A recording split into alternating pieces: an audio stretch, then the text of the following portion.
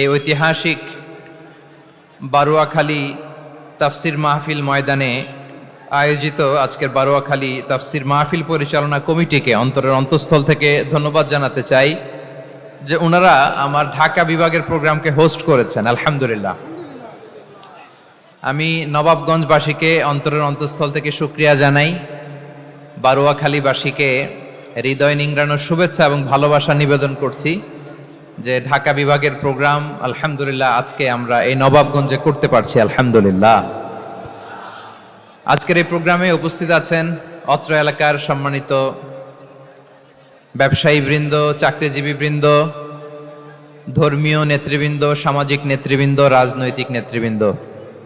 উপস্থিত আছেন ছাত্র ভাইয়েরা, পর্দার আড়ালে মায়েরা, বোনেরা, আমার সাংবাদিক বন্ধুরা, মিডিয়া কর্মী, ইউটিউবার্স, ভলান্টিয়ার্স,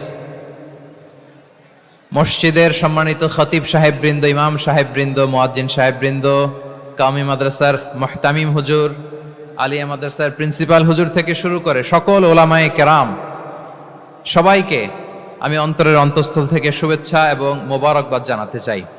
যারাই আজকের প্রোগ্রামে উপস্থিত হয়েছেন সবাইকে জানাচ্ছি আন্তরিক শুভেচ্ছা এবং অভিনন্দন। আজকের এই ঐতিহাসিক বারুয়াখালীর তাফসির প্রোগ্রামের সভাপতিত্ব করছেন জনাব মোহাম্মদ শাহজাহান শিকদার সাহেব। আজকের এই প্রোগ্রামের প্রধান অতিথির আসন অলঙ্কৃত করেছেন খন্দকার আবু আশফাক সাহেব, সভাপতি, ঢাকা জেলা বিএনপি। সকাল থেকে আলোচনা করেছেন সম্মানিত বিশেষ বক্তাবৃন্দ, আলোচকবৃন্দ এবং বিশেষ অতিথিবৃন্দ সহ যারা আজকের এই প্রোগ্রামে যে কোনোভাবে আপনারা সম্পৃক্ত ছিলেন, আমি সবাইকে অন্তরের অন্তঃস্থল থেকে শুভেচ্ছা জানিয়ে শুরু করতে চাই। প্রিয় বারুয়াখালীবাসী, এবার বলেন আপনারা কেমন আছেন সবাই? দুপুরের লাঞ্চ হয়েছে? হায় হায়, আর লাঞ্চ হয় নাই কার কার দেখি? আল্লাহ এই ভালোবাসাগুলোকে তুমি কবুল করো। আমার ভাইদেরকে তুমি ইসলামের জন্য কবুল করো। এই যে তরুণ শ্রোতারা, জেনজি অফ নবাবগঞ্জ, একটা সময় ছিল 50 ঊর্ধ্ব 60 ঊর্ধ্ব মুরব্বী বাবাজিরা মাহফিলে আসতেন, ওনারা এখনো আসেন, কিন্তু এখন 90% শ্রোতা হচ্ছে Gen Z, the young generation, the future heroes and icon of Bangladesh. তোমাদের হাতেই বাংলাদেশ নিরাপদ। আমরা দেখেছি যত জুলুম, যত ফ্যাসিবাদ, যত অন্যায়, যত অত্যাচার, সব কিছুকে তোমরা দুমড়ে মুচড়ে সত্যের পয়গামকে 56,000 বাংলাদেশের প্রতিটি ইঞ্চি মাটিতে ছড়িয়ে দিয়েছো তোমরা। তোমাদের হাতে নিরাপদ এদেশের লাল সবুজের পতাকা। এজন্য তোমাদের কাঁধে অনেক দায়িত্ব, আবেগ আর বিবেকের সমন্বয়ে আমাদেরকে সামনে আগাতে হবে, বাংলাদেশকে রিবিল্ড করতে হবে। লেটস রিবিল্ড আওয়ার নেশন, ঠিক কিনা বলেন? এজন্য পরিশ্রমী হইতে হবে, কেরিয়ার গঠন করতে হবে, দেশের জন্য কাজ করতে হবে। পরিশ্রমে লজ্জা নেই, লজ্জা অলসতায়, ঠিক কিনা? পরিশ্রম করলে যে গা থেকে ঘাম ঝরে, এখানে যে লোনা পানি ঝরে, এই লোনা পানিতে জন্মায় সফলতার বীজ।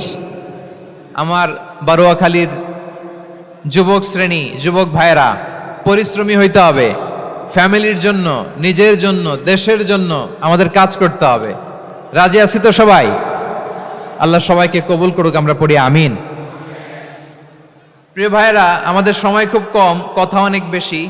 অনেকে আপনারা দুপুরে খাবারও খেতে পারেননি, অনেকে গতকাল চলে আসছেন। গতকাল আসছেন কারা কারা দেখি? ইয়া সালাম। গতকাল যারা আসছে সব সামনের জায়গা প্যাক করে রাখছে একেবারে। মাশাআল্লাহ, মাশাআল্লাহ, আল্লাহ কবুল করো তুমি। প্রিয় ভাইরা, আজকের প্রোগ্রামটি খুবই সুশৃঙ্খল, ওয়েল অর্গানাইজড, ওয়েল ডিসিপ্লিন। বসুন বসুন, থামুন, কিছুই বলা লাগতেছে না আমার। আলহামদুলিল্লাহ, আলহামদুলিল্লাহ। আপনারা যে যেখানে আছেন বসতে পেরেছেন বসুন, দাঁড়িয়ে আছেন দাঁড়িয়ে শুনুন। আমার সাউন্ড ঠিকঠাক মতো শুনতে পাচ্ছেন তো? হ্যাঁ, পাচ্ছেন? মাশাআল্লাহ, মাশাআল্লাহ। সাউন্ডটা খুব একটা ক্লিন মনে হচ্ছে না, ক্লিন না, কেমন যেন দুইবার আওয়াজ শুনতেছি আমি। সাউন্ডটাকে একটু স্ট্রং এবং ক্লিন করে দেওয়ার চেষ্টা করবেন মাইক অপারেটর ভাই যিনি আছেন, তাহলে আমরা কিছু কথা কোরআন থেকে পেশ করবার চেষ্টা করব ইনশাআল্লাহ। প্রিয় ভাইয়েরা, এখন আপনারা যেমনি চুপচাপ, শেষ পর্যন্ত চুপচাপ থাকবেন তো? হ্যাঁ, আমি ওঠার আগে কে কে উঠবেন হাত তোলেন দেখি।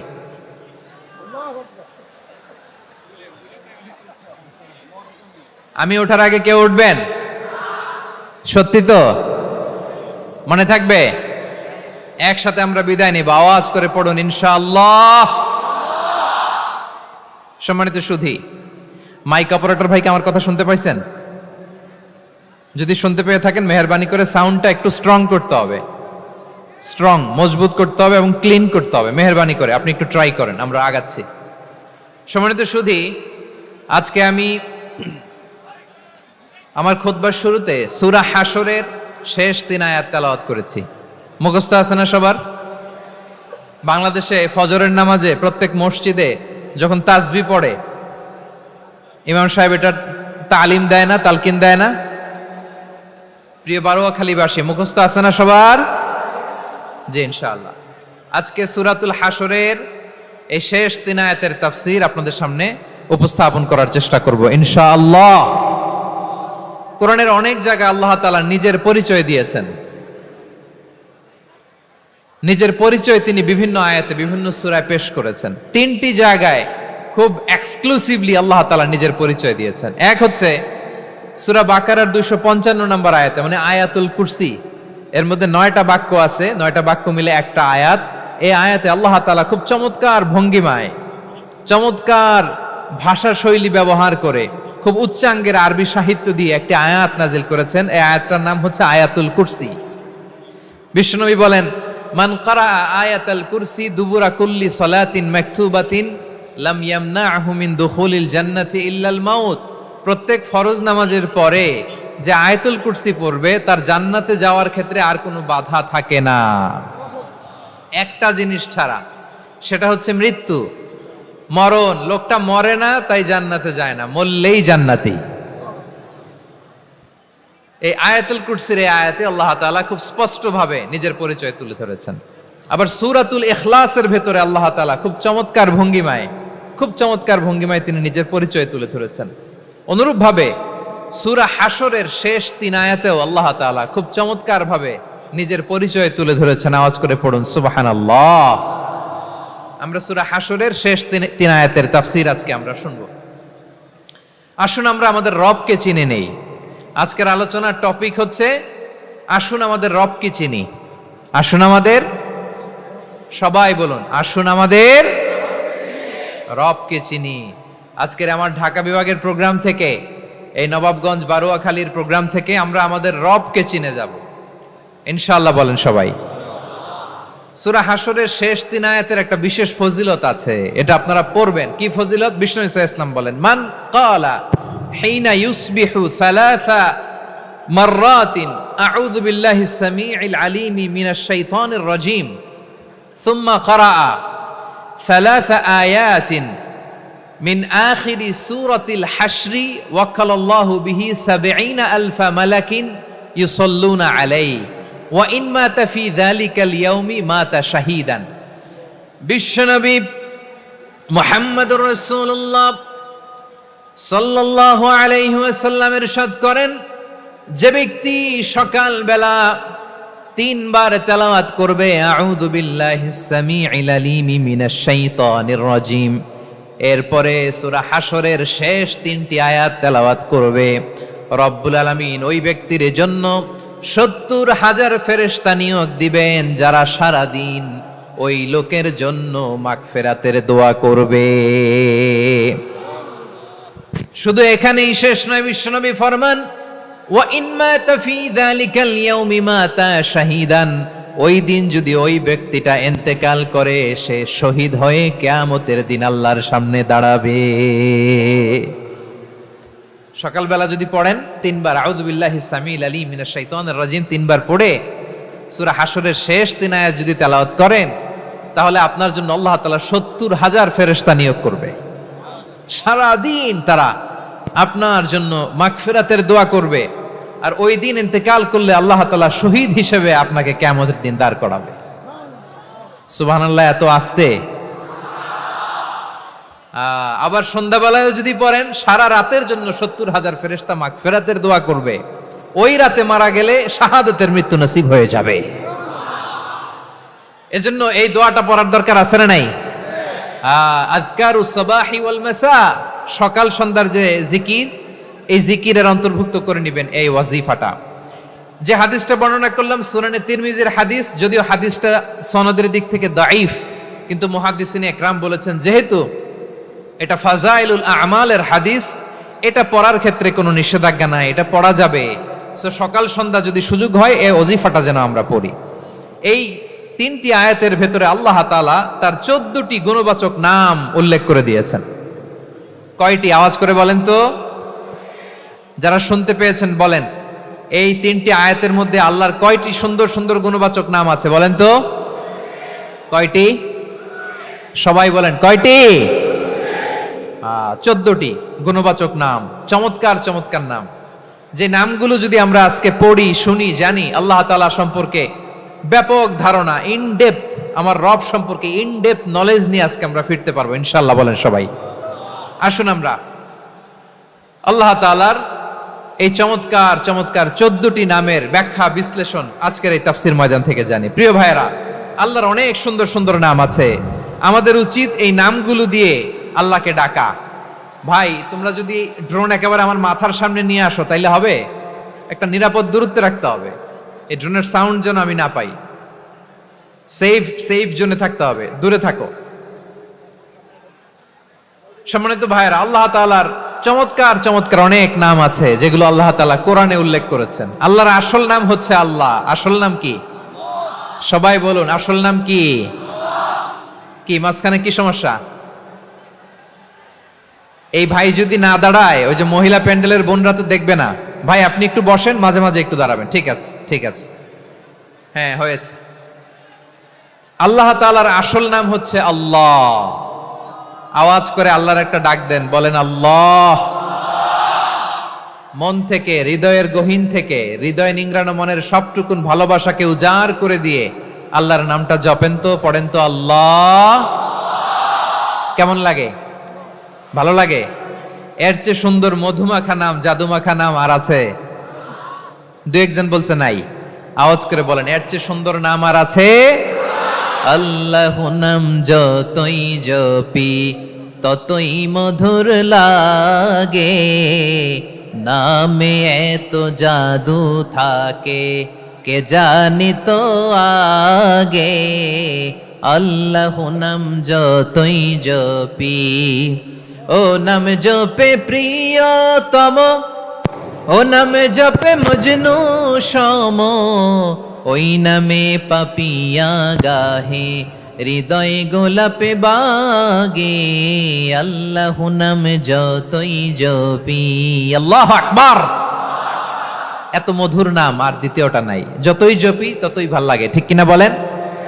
এজন্য রব্বুল আলামিন বলেন, ওয়ালিল্লাহিল আসমাউল হুসনা ফাদউহু বিহা ওয়া যারুল্লাযীনা ইউলহিদুনা ফি আসমাই সায়ুজজাউনা মা কানু ইয়ামালুন।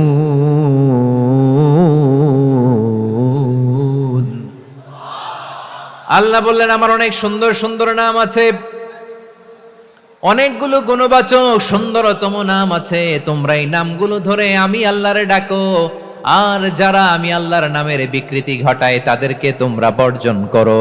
আর তারা দুনিয়াতে যা করেছে আখিরাতের ফল তারা ঠিকই পাবে। সুবহানাল্লাহ বলেন।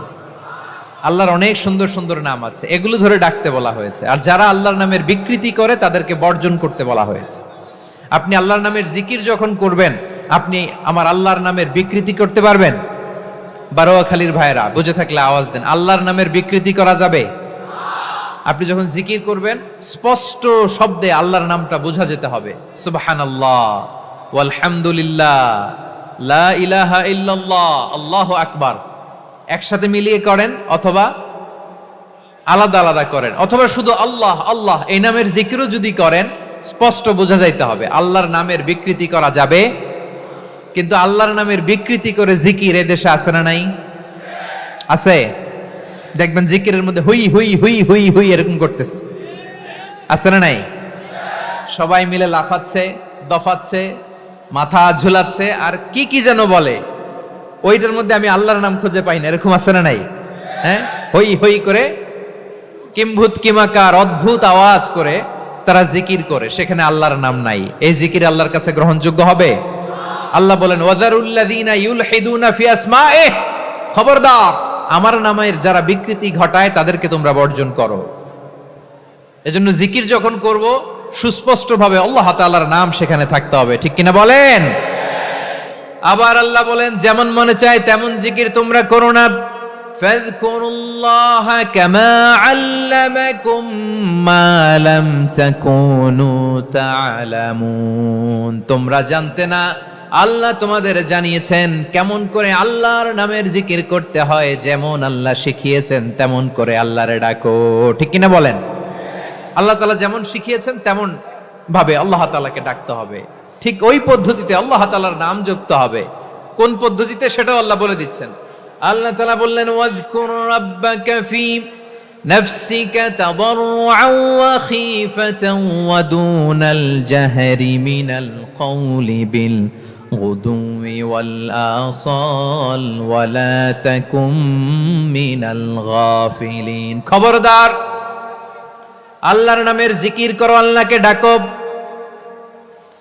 ফি নাফসিকা মনে মনে, তাদাররুআন সবিনয়ে, খাইফাতান ভীত বিহবল চিত্তে, দুনাল জাহারি মিনাল কওল অনুচ্চ স্বরে অনুচ্চ আওয়াজে, এভাবে আল্লাহর ডাকলে সেই ডাকা কবুল করে নিবে কে?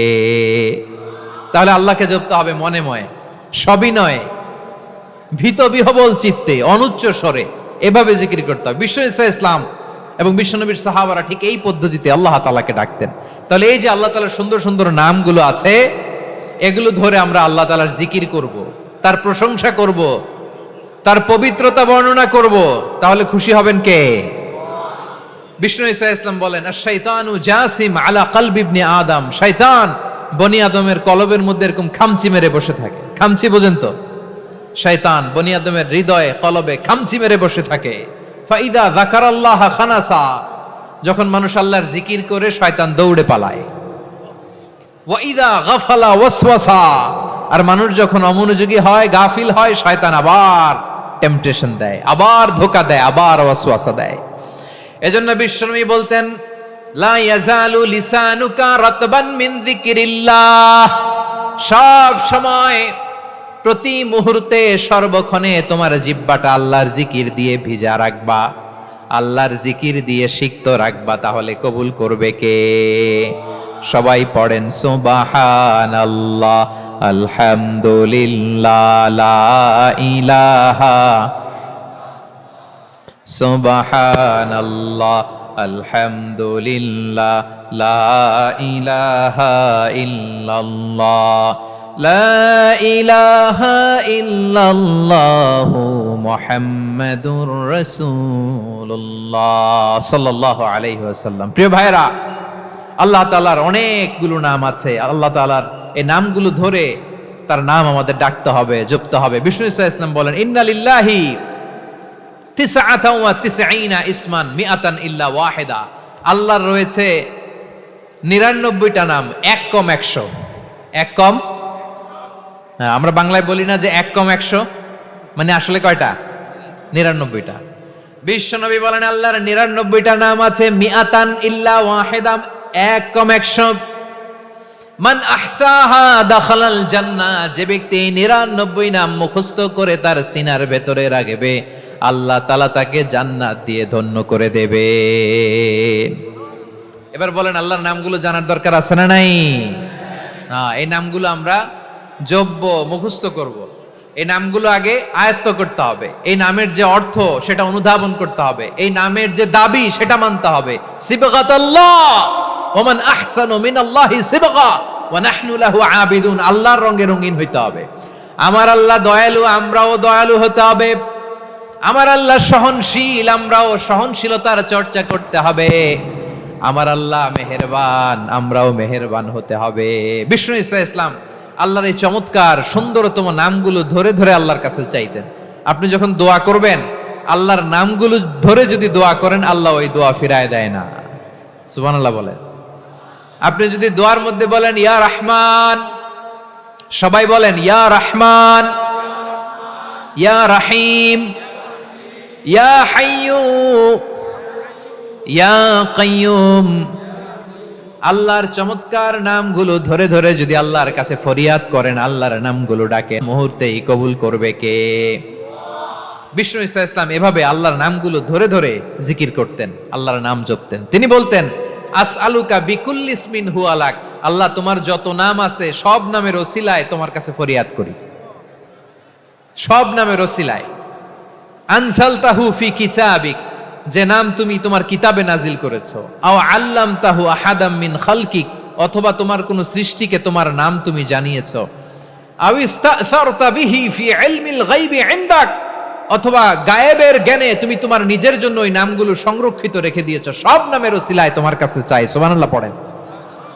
তার মানে আল্লাহ তোমার যে নামগুলো আমরা জানি এগুলার ওসিলায়ও চাই, যে নামগুলো আমরা জানি না সেগুলোর ওসিলায়ও চাই। আল্লাহর সব নাম আল্লাহ আমাদেরকে জানায় নাই, কিছু নাম জানিয়েছেন, কিছু নাম তিনি জানান নাই। সুবহানাল্লাহ বলেন। আল্লাহ তাআলা তার কিছু নাম কোরআনে উল্লেখ করেছেন, কিছু নাম স্পেশাল কিছু নবীদেরকে জানিয়েছেন, আর কাউকে জানান নাই। কিছু নাম তিনি কিয়ামতের দিন আমাদের সামনে প্রকাশ করবেন যে এইটাও আমার একটা নাম, এটা তোমরা কেউ জানতা না। সুবহানাল্লাহ, সারপ্রাইজ হিসেবে আল্লাহ তাআলা রেখে দিয়েছে, কেউ জানে না। কিয়ামতের দিন আল্লাহ তাআলা সেই নামগুলো জানাবেন।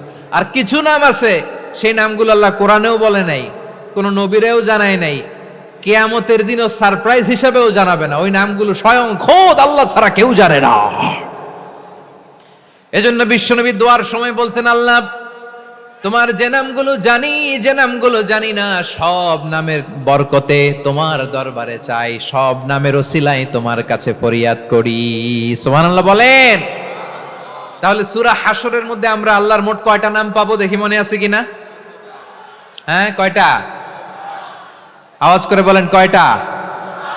মাশাআল্লাহ। এই 14টা শোনার আগ্রহ আছে?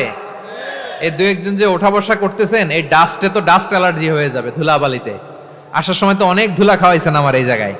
একটু শান্ত হয়ে বসেন, আমরা শান্ত হয়ে বসি, অল্প কিছু সময় কিছু কথা আলোকপাত করব, তারপর আমরা বিদায় নিব। উঠবো না, কেউ দাঁড়াবো না, উঠবো না। সেই গতকাল থেকে, গত রাত থেকে আমি দেখেছি তো আপনাদের কাণ্ড কারখানা, ভিডিওতে দেখেছি, কাঁথা বালিশ নিয়ে গত রাতে চলে আসছে। তো অনেক কষ্ট করে অনেক সময় অপেক্ষা করেছেন, আর অল্প কিছু কয়েক মিনিট আপনারা বসেন, আমরা একসাথে বিদায় নেব ইনশাআল্লাহ। তাহলে প্রিয় বারুয়াখালীবাসী বলেন তো, সূরা হাশরের শেষ 3 আয়াতে আল্লাহর কয়টা নামের দেখা মিলবে? সবাই একসাথে আওয়াজ করে কয়টা? আসুন আমরা শুরু করে দিই। আল্লাহ তাআলা বলছেন হুয়াল্লাহুল্লাযী লা ইলাহা ইল্লা হুয়া আলিমুল গায়বি ওয়াশ শাহাদাতি হুয়ার রহমানুর রহিম। আল্লাহ বলেন হুয়াল্লাহ, তিনি হলেন আল্লাহ, আল্লাযী লা ইলাহা ইল্লা হু, তিনি ছাড়া কোনো ইলাহ নাই। আছে নাকি? বারুয়াখালীবাসী আওয়াজ করে বলেন তো দেখি আমাদের ইলাহ কয়জন? আরো জোরে বলেন। একজন হইলে ভালো না বেশি হইলে ভালো? ওয়া ইলাহুকুম ইলাহু ওয়াহিদুন লা ইলাহা ইল্লা হুয়ার রহমানুর রহিম। আল্লাহ বলেন তোমাদের ইলাহ হলো একজন, তিনি ছাড়া কোনো ইলাহ নেই, তিনি দয়াময়, তিনি মেহেরবান। ইলাহ যদি একজন না হয়ে দুইজন হতো, ঝামেলা আছে না নাই? লাউ কানা ফীহিমা আলিহাতুন ইল্লাল্লাহু লাফাসাদাতা, আকাশ এবং জমিনের মধ্যে ইলাহ একজন না হয়ে যদি মাত্র দুইজন হতো, আকাশ জমিন ভেঙে খান খান হয়ে যেত। ঠিক কিনা বলেন? দুইজন ইলাহ হইলে খান খান হয়ে যেত। আমাদের রব একজন হইলে ভালো না বেশি হইলে ভালো? কথা বুঝতেছেন? আরে একজনের তো মন জোগায় চলতে পারি না, ঠিক কিনা? হ্যাঁ, একজন, তিনি যে আদেশগুলো দিয়েছেন আমাদের দুর্বলতার কারণে আমরা তো পারি না। যদি 10 জন হইতো, ওই 10 জনের হ্যাপি করতে পারতাম, তাদেরকে স্যাটিসফাই করা যেত এত সহজে। 10 জনের 10 নিয়ম থাকতো। একজন বলতো আমার সেজদা দিবি সকালে, আরেকজন বলবে আমার জন্য নামাজ পড়বি 3 বার, আরেকজন বলবে আমার জন্য যাকাত দিবি এতবার, আরেকজন বলতো আমার জন্য কুরবানি দিবা এতবার, তাহলে আমাদের জন্য কঠিন হয়ে যেত, ঠিক কিনা? যদি ইলা একজন না হয়ে একাধিক হতো, একজন বলতো না আমি মহাবিশ্ব এভাবে চালাবো, আরেকজন বলতো না আমার মন চায় এভাবে, আমি এভাবে চালাবো, একজন বলতো সূর্য আমি পূর্ব দিকে উঠাবো, আরেকজন বলতো না আমি দক্ষিণ দিকে উঠাবো, আরেকজন বলবে না আমি উত্তর দিকে উঠাবো, এরকম আছে না নাই? ঝামেলা লেগে যেত। এজন্য বেশি রব হইলে আমাদের জন্য ঝামেলা, খোদা বেশি হইলে আমাদের লস। একজন হওয়াতে আমরা বেঁচে গেছি। বারোয়াখালীবাসী আওয়াজ করে না, কথা বলে না। রব খোদা একজন হওয়াতে আমাদের সুবিধা হয়েছে না? এজন্য আল্লাহ বলেন লা ইলাহা ইল্লাহু, তিনি ছাড়া তোমাদের কোনো ইলাহ নাই, তিনি একজন। লা ইলাহা ইল্লাহু আলিমুল গায়বি ওয়াশ শাহাদা, তিনি প্রকাশ্যেরও মালিক অপ্রকাশ্যেরও মালিক। তিনি যেটা ওপেন এটাও জানেন, যেটা গোপন সিক্রেট ওইটাও জানেন। আলিমুল গায়বি ওয়াশ শাহাদা, তিনি গায়েবের মালিক, গায়েবের জ্ঞানী, যেটা দেখা যায় না, অদৃশ্য, জানা নাই, এটাও তিনি জানেন। এগুলো জানতে তার কোনো মাধ্যমের প্রয়োজন হয় না। অতীতে কি হয়েছে, বর্তমানে কি চলছে, ভবিষ্যতে কি হবে, সব তার জ্ঞানের ভেতরে আছে না নাই? এজন্য আল্লাহ বললেন আলিমুল গায়বি ওয়াশ শাহাদা, তিনি গায়েবের জ্ঞান রাখেন, তিনি দৃশ্য জগতের জ্ঞান রাখেন, তিনি প্রকাশ্য জগতের জ্ঞান রাখেন, তিনি গোপন জগতের জ্ঞান রাখেন। তার কাছে কোনো কিছু গোপন নাই, ঠিক কিনা বলেন? হুয়ার রহমানুর রহিম, তিনি হলেন দয়াময়, তিনি হলেন মেহেরবান। এই যে শুরু হলো 14 নামের প্রথম দুইটা, আর রহমান আর রহিম। হুয়ার রহমানুর রহিম, তিনি হলেন the most gracious, the most merciful, তিনি দয়াময়, তিনি অতিশয় মেহেরবান। সুবহানাল্লাহ বলেন। তার দয়ার কোনো শেষ নাই, তার মায়ার কোনো শেষ নাই। আল্লাহ, তাহলে 14টা নামের মধ্যে কয়টা পাইলাম? একটা কি? আর রহমান। বারোয়াখালীবাসী বুঝে থাকলে আওয়াজ করে বলেন, প্রথমটা কি? 2 নাম্বার আর রহিম। আওয়াজ করে বলেন 2 নাম্বার। আওয়াজ করে সবাই গলা ছেড়ে দিয়ে উত্তর দেন তো, প্রথম নামটা কি? দ্বিতীয় নামটা? আর রহিম। রহমান আল্লাহর one of the major names, আল্লাহর মৌলিক নামগুলোর মধ্যে গুরুত্বপূর্ণ একটা নাম হচ্ছে রহমান। গুরুত্বপূর্ণ নাম কি? রহমান, দয়ার সাগর, মায়ার সাগর। রহমানুন ফিদ দুনিয়া ওয়া রহিমুন ফিল আখিরা, এই দুনিয়ার জন্য আল্লাহ রহমান, দুনিয়াতে আল্লাহ সবাইরে দয়া করে, কাফিররেও করে, মুসলিমরেও করে। আর আখিরাতের জন্য তিনি রহিম, সেখানে কাফির মুশরিকদের জন্য আল্লাহর পক্ষ থেকে কোনো দয়া থাকবে না। চিল্লায় বলেন ঠিক কি না? এজন্য আল্লাহ বললেন আমার মৌলিক একটা নাম হলো রহমান। আল্লাহর পরে অন্য কোন নাম দিয়ে যদি তোমরা আমার নাম প্রকাশ করতে চাও, জপতে চাও, ডাকতে চাও, তোমরা রহমান নামে ডাকো। রব্বুল আলামিন ইরশাদ করেন কুলিদুল্লাহ আউদুর রহমান আইয়াম্মা তাদউ ফালাহুল আসমাউল হুসনা, আমাকে আল্লাহ নামে ডাকো কিংবা আমি আল্লাহকে রহমান নামে ডাকো, যে নামেই ডাকো না কেন আমার আছে অনেকগুলো সুন্দর সুন্দর নাম। যে নামেই ডাকো আমি শুনি, ডাকলেই আমি সাড়া দেই, সকালে ডাকলেও সাড়া দেই, দুপুরে ডাকলেও সাড়া দেই, মাঝরাতেও যদি আমরা বিপদে পড়ি ডাকলে আমাদের ডাকে সাড়া দেয় কে? সবাই বলুন তো, সাড়া দেয় কে? আবার বিশ্বনবী যখন মক্কায় দাওয়াত দিচ্ছিলেন, তিনি মাঝে মাঝে আল্লাহর নাম বলছিলেন, মাঝে মাঝে তিনি রহমান নাম বলছিলেন। যখন তিনি বললেন ওয়াইদা কিলা লাহুমুসজুদু লিররহমানি ক্বালু ওয়ামার রহমান, বিশ্বনবী মক্কায় যখন মক্কার কাফিরদেরকে, কুরাইশদেরকে বলল তোমরা রহমানকে সেজদা দাও, রহমানের ইবাদত করো, রহমানের জন্য সেজদায় লুটিয়ে পড়ো, মক্কাবাসী বলে রহমান আবার কে? রহমান রে তো চিনি না। রহমানকে আল্লাহ চিনি, রহমান চিনি না। মক্কাবাসী কি বলে? কারে চিনে? আল্লাহরে চিনে। কারে চিনে না? রহমান কে তো চিনি না। রহমান আবার কোত্থেকে আসলো? কে Rahman? Who is this Rahman? যখন তারা বলে রহমান রে চিনি না, আল্লাহর গায়রতে আঘাত লেগেছে। আল্লাহ বলে রহমান রে চিনো না, না তাদেরকে চিনানোর জন্য আল্লাহ 78 আয়াত বিশিষ্ট আর রহমান নামে কোরআনে একটা সূরা নাজিল করেছেন। যখন মক্কার কুরাইশরা বলে আল্লাহ চিনি রহমান চিনি না, আল্লাহ বলে রহমান রে চিনো না, তাহলে চিনে নাও রহমান নামে তিনি ৭৮ আয়াত বিশিষ্ট কালামুল্লাহ মাজিদে একটা গোটা সূরাই নাজিল করে দিয়েছেন। তিনি নাজিল করলেন আর রহমানু আল্লামাল কুরআনা খালাকাল ইনসানা আল্লামাহুল বায়ান। দয়াময় রহমান শেখালেন কোরআন, বানালেন ইনসান শেখালেন বায়ান। দয়াময় রহমান শেখালেন কোরআন, বানালেন ইনসান শেখালেন বায়ান। দয়াময় রহমান শেখালেন কোরআন, বানালেন ইনসান শেখালেন বায়ান। পড়েন আল্লাহু আকবার। আল্লাহ বলে রহমান কারে বলে চেনো না, শুনে নাও। ৭৮ আয়াত বিশিষ্ট গোটা একটা সূরা নাজিল করে দিলাম, সূরাতু আর রহমান। আর রহমান তিনি দয়ালু, আল্লামাল কোরআন তিনি মানুষকে কোরআন শিখিয়েছেন, খালাকাল ইনসান মানুষ বানিয়েছেন, আল্লামাহুল বায়ান মানুষকে কথা বলা বর্ণনা করা শিখিয়েছেন। পড়েন সুবহানাল্লাহ। গোটা একটা সূরা নাজিল করেছেন, সূরাতু আর রহমান।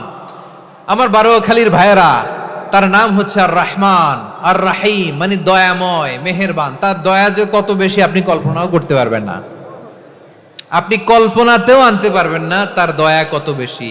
বিশ্বনবী সাল্লাল্লাহু আলাইহি ওয়াসাল্লাম ফরমান, লাম্মা কাদাল্লাহুল খালকা কাতাবা ইনদাহু ফাওকা আরশিহি। আল্লাহ যখন মহাবিশ্বের সব সৃষ্টি করে সারলেন, তিনি আরশের উপরে লিখলেন সাবাকাত রাহমাতি গাদাবি, সাবাকাত রাহমাতি গাদাবি। কোথায় লিখছে? আরশের উপরে। আওয়াজ করে বলেন তো কোথায় লিখেছে? আরশের উপরে আল্লাহ লিখলেন সাবাকাত রাহমাতি গাদাবি। এর মানে হলো আমার দয়ার কাছে, আমার ভালোবাসার কাছে আমার ক্রোধ পরাজয় বরণ করেছে। আমার দয়ার কাছে আমার রাগ কিংবা ক্রোধ পরাজয় বরণ করেছে। মানে আমি আল্লাহর দয়া আছে, আবার আমি আল্লাহর ক্রোধ বা রাগ আছে, কিন্তু আমি আল্লাহর রাগের চেয়ে দয়া বেশি। আওয়াজ করে বলেন আল্লাহর রাগ বেশি না দয়া বেশি? আল্লাহর যদি রাগ থাকতো আমরা বাঁচতে পারতাম? যে পরিমাণে আকাম কুকাম আমরা করি, অপকর্ম করি, অন্যায় করি, জুলুম করে জুলুমের আড্ডাখানা বানিয়ে রেখেছি গোটা দুনিয়াকে, আল্লাহ যদি মুহূর্তে মুহূর্তে রেগে যেতেন আমরা বাঁচতে পারতাম? মহাবিশ্ব সৃষ্টির পরেই তিনি আরশের উপরে লিখেছেন সাবাকাত রাহমাতি গাদাবি, মানে আমি আমার দয়ার কাছে আমি আল্লাহর ক্রোধ, রাগ, ক্ষোভ এটা পরাজিত হয়েছে। সুবহানাল্লাহ বলেন। আবার বিষ্ণুই বললেন জাআলাল্লাহুর রাহমাতা মিয়াতা জুজ।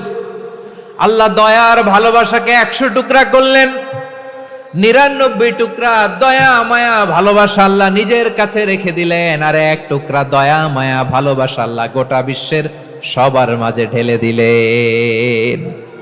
দয়া মায়া ভালোবাসা ১০০ টুকরা করে আল্লাহ নিজের কাছে রাখছেন কয় টুকরা? সবাই বলেন ৯৯ টুকরা। আর গোটা বিশ্বের সবার মাঝে ভাগ করে দিয়েছেন কয় টুকরা? এবার এই ১ টুকরার নমুনা দেখেন তো পৃথিবীতে। স্বামী স্ত্রীর জন্য কত ভালোবাসা, বন্ধু বন্ধুর জন্য কত ভালোবাসা, গার্লফ্রেন্ড বয়ফ্রেন্ডের জন্য গলায় ফাঁস লাগায়, আছে না নাই? এই এখন গলার আওয়াজ বাড়ছে ইয়াংদের। হুজুর এখন গার্লফ্রেন্ড বয়ফ্রেন্ডের ভিতরে ঢুকছে, এখন আমরা আছি হুজুর। জেগে উঠছে বারোয়াখালী। দেখেন এই তো কয়েকদিন আগেই তো, কত বছরের ১২ না কত বছরের এক মেয়ে, কত বছর? ১১।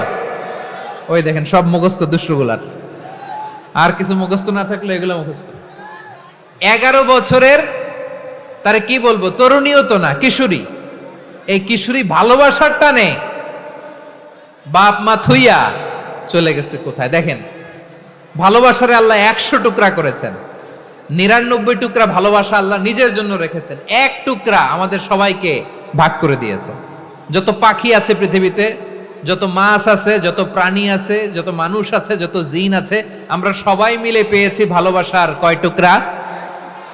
আর আরশে আজিমের অধিপতি আল্লাহ, তিনি তার কাছে ভালোবাসা রেখে দিয়েছেন কয় টুকরা?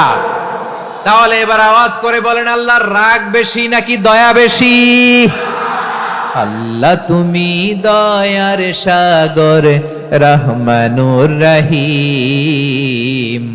তোমার দয়ায় পূর্ণ আমার সারা নিশিদিন। সবাই পড়েন, আল্লাহ তুমি দয়ার সাগর রহমানুর রহিম। তোমার দয়ায় পূর্ণ আমার সারা নিশিদিন। আল্লাহু আকবার। আল্লাহ বলেন, রাহমাতি ওয়াসিআত কুল্লা শাই। গোটা বিশ্বের সব জায়গায় আমি আল্লাহর রহমত বিস্তৃত, এমন কোন জায়গা নাই যেখানে আমি আল্লাহর রহমত নাই। ঠিক কিনা বলেন? এমন কোন জায়গা নাই আমি আল্লাহর রহমত নাই। আমি আল্লাহর রহমত ছাড়া গাছের একটা পাতা নড়ে না। আমি আল্লাহর দয়ার রহমত ছাড়া গাছের একটা পাতা পড়ে না। আমি আল্লাহর দয়ার রহমত ছাড়া আকাশ থেকে এক ফোঁটা বৃষ্টি ঝরে না। তিনি হলেন রহমান, তিনি হলেন রাহিম। ঠিক কিনা বলে? আল্লাহরে চিনতেছেন? আলোচনার বিষয় কি? আসুন আমাদের রবকে চিনি। তিনি হলেন আর রহমান, তিনি হলেন আর রাহিম। তার দয়ার কোনো শেষ নাই, তার মায়ার কোনো শেষ নাই। বনি ইসরাইলের এক লোক 500 বছর আল্লাহর ইবাদত করেছে। কয় বছর? কোথায় জানেন? সাগরের মাঝখানে এক পাহাড়। ওই পাহাড়ের উপরে বসে 500 বছর টানা আল্লাহর ইবাদত। দিনে আর রাতে একবার করে নিচে নামতেন।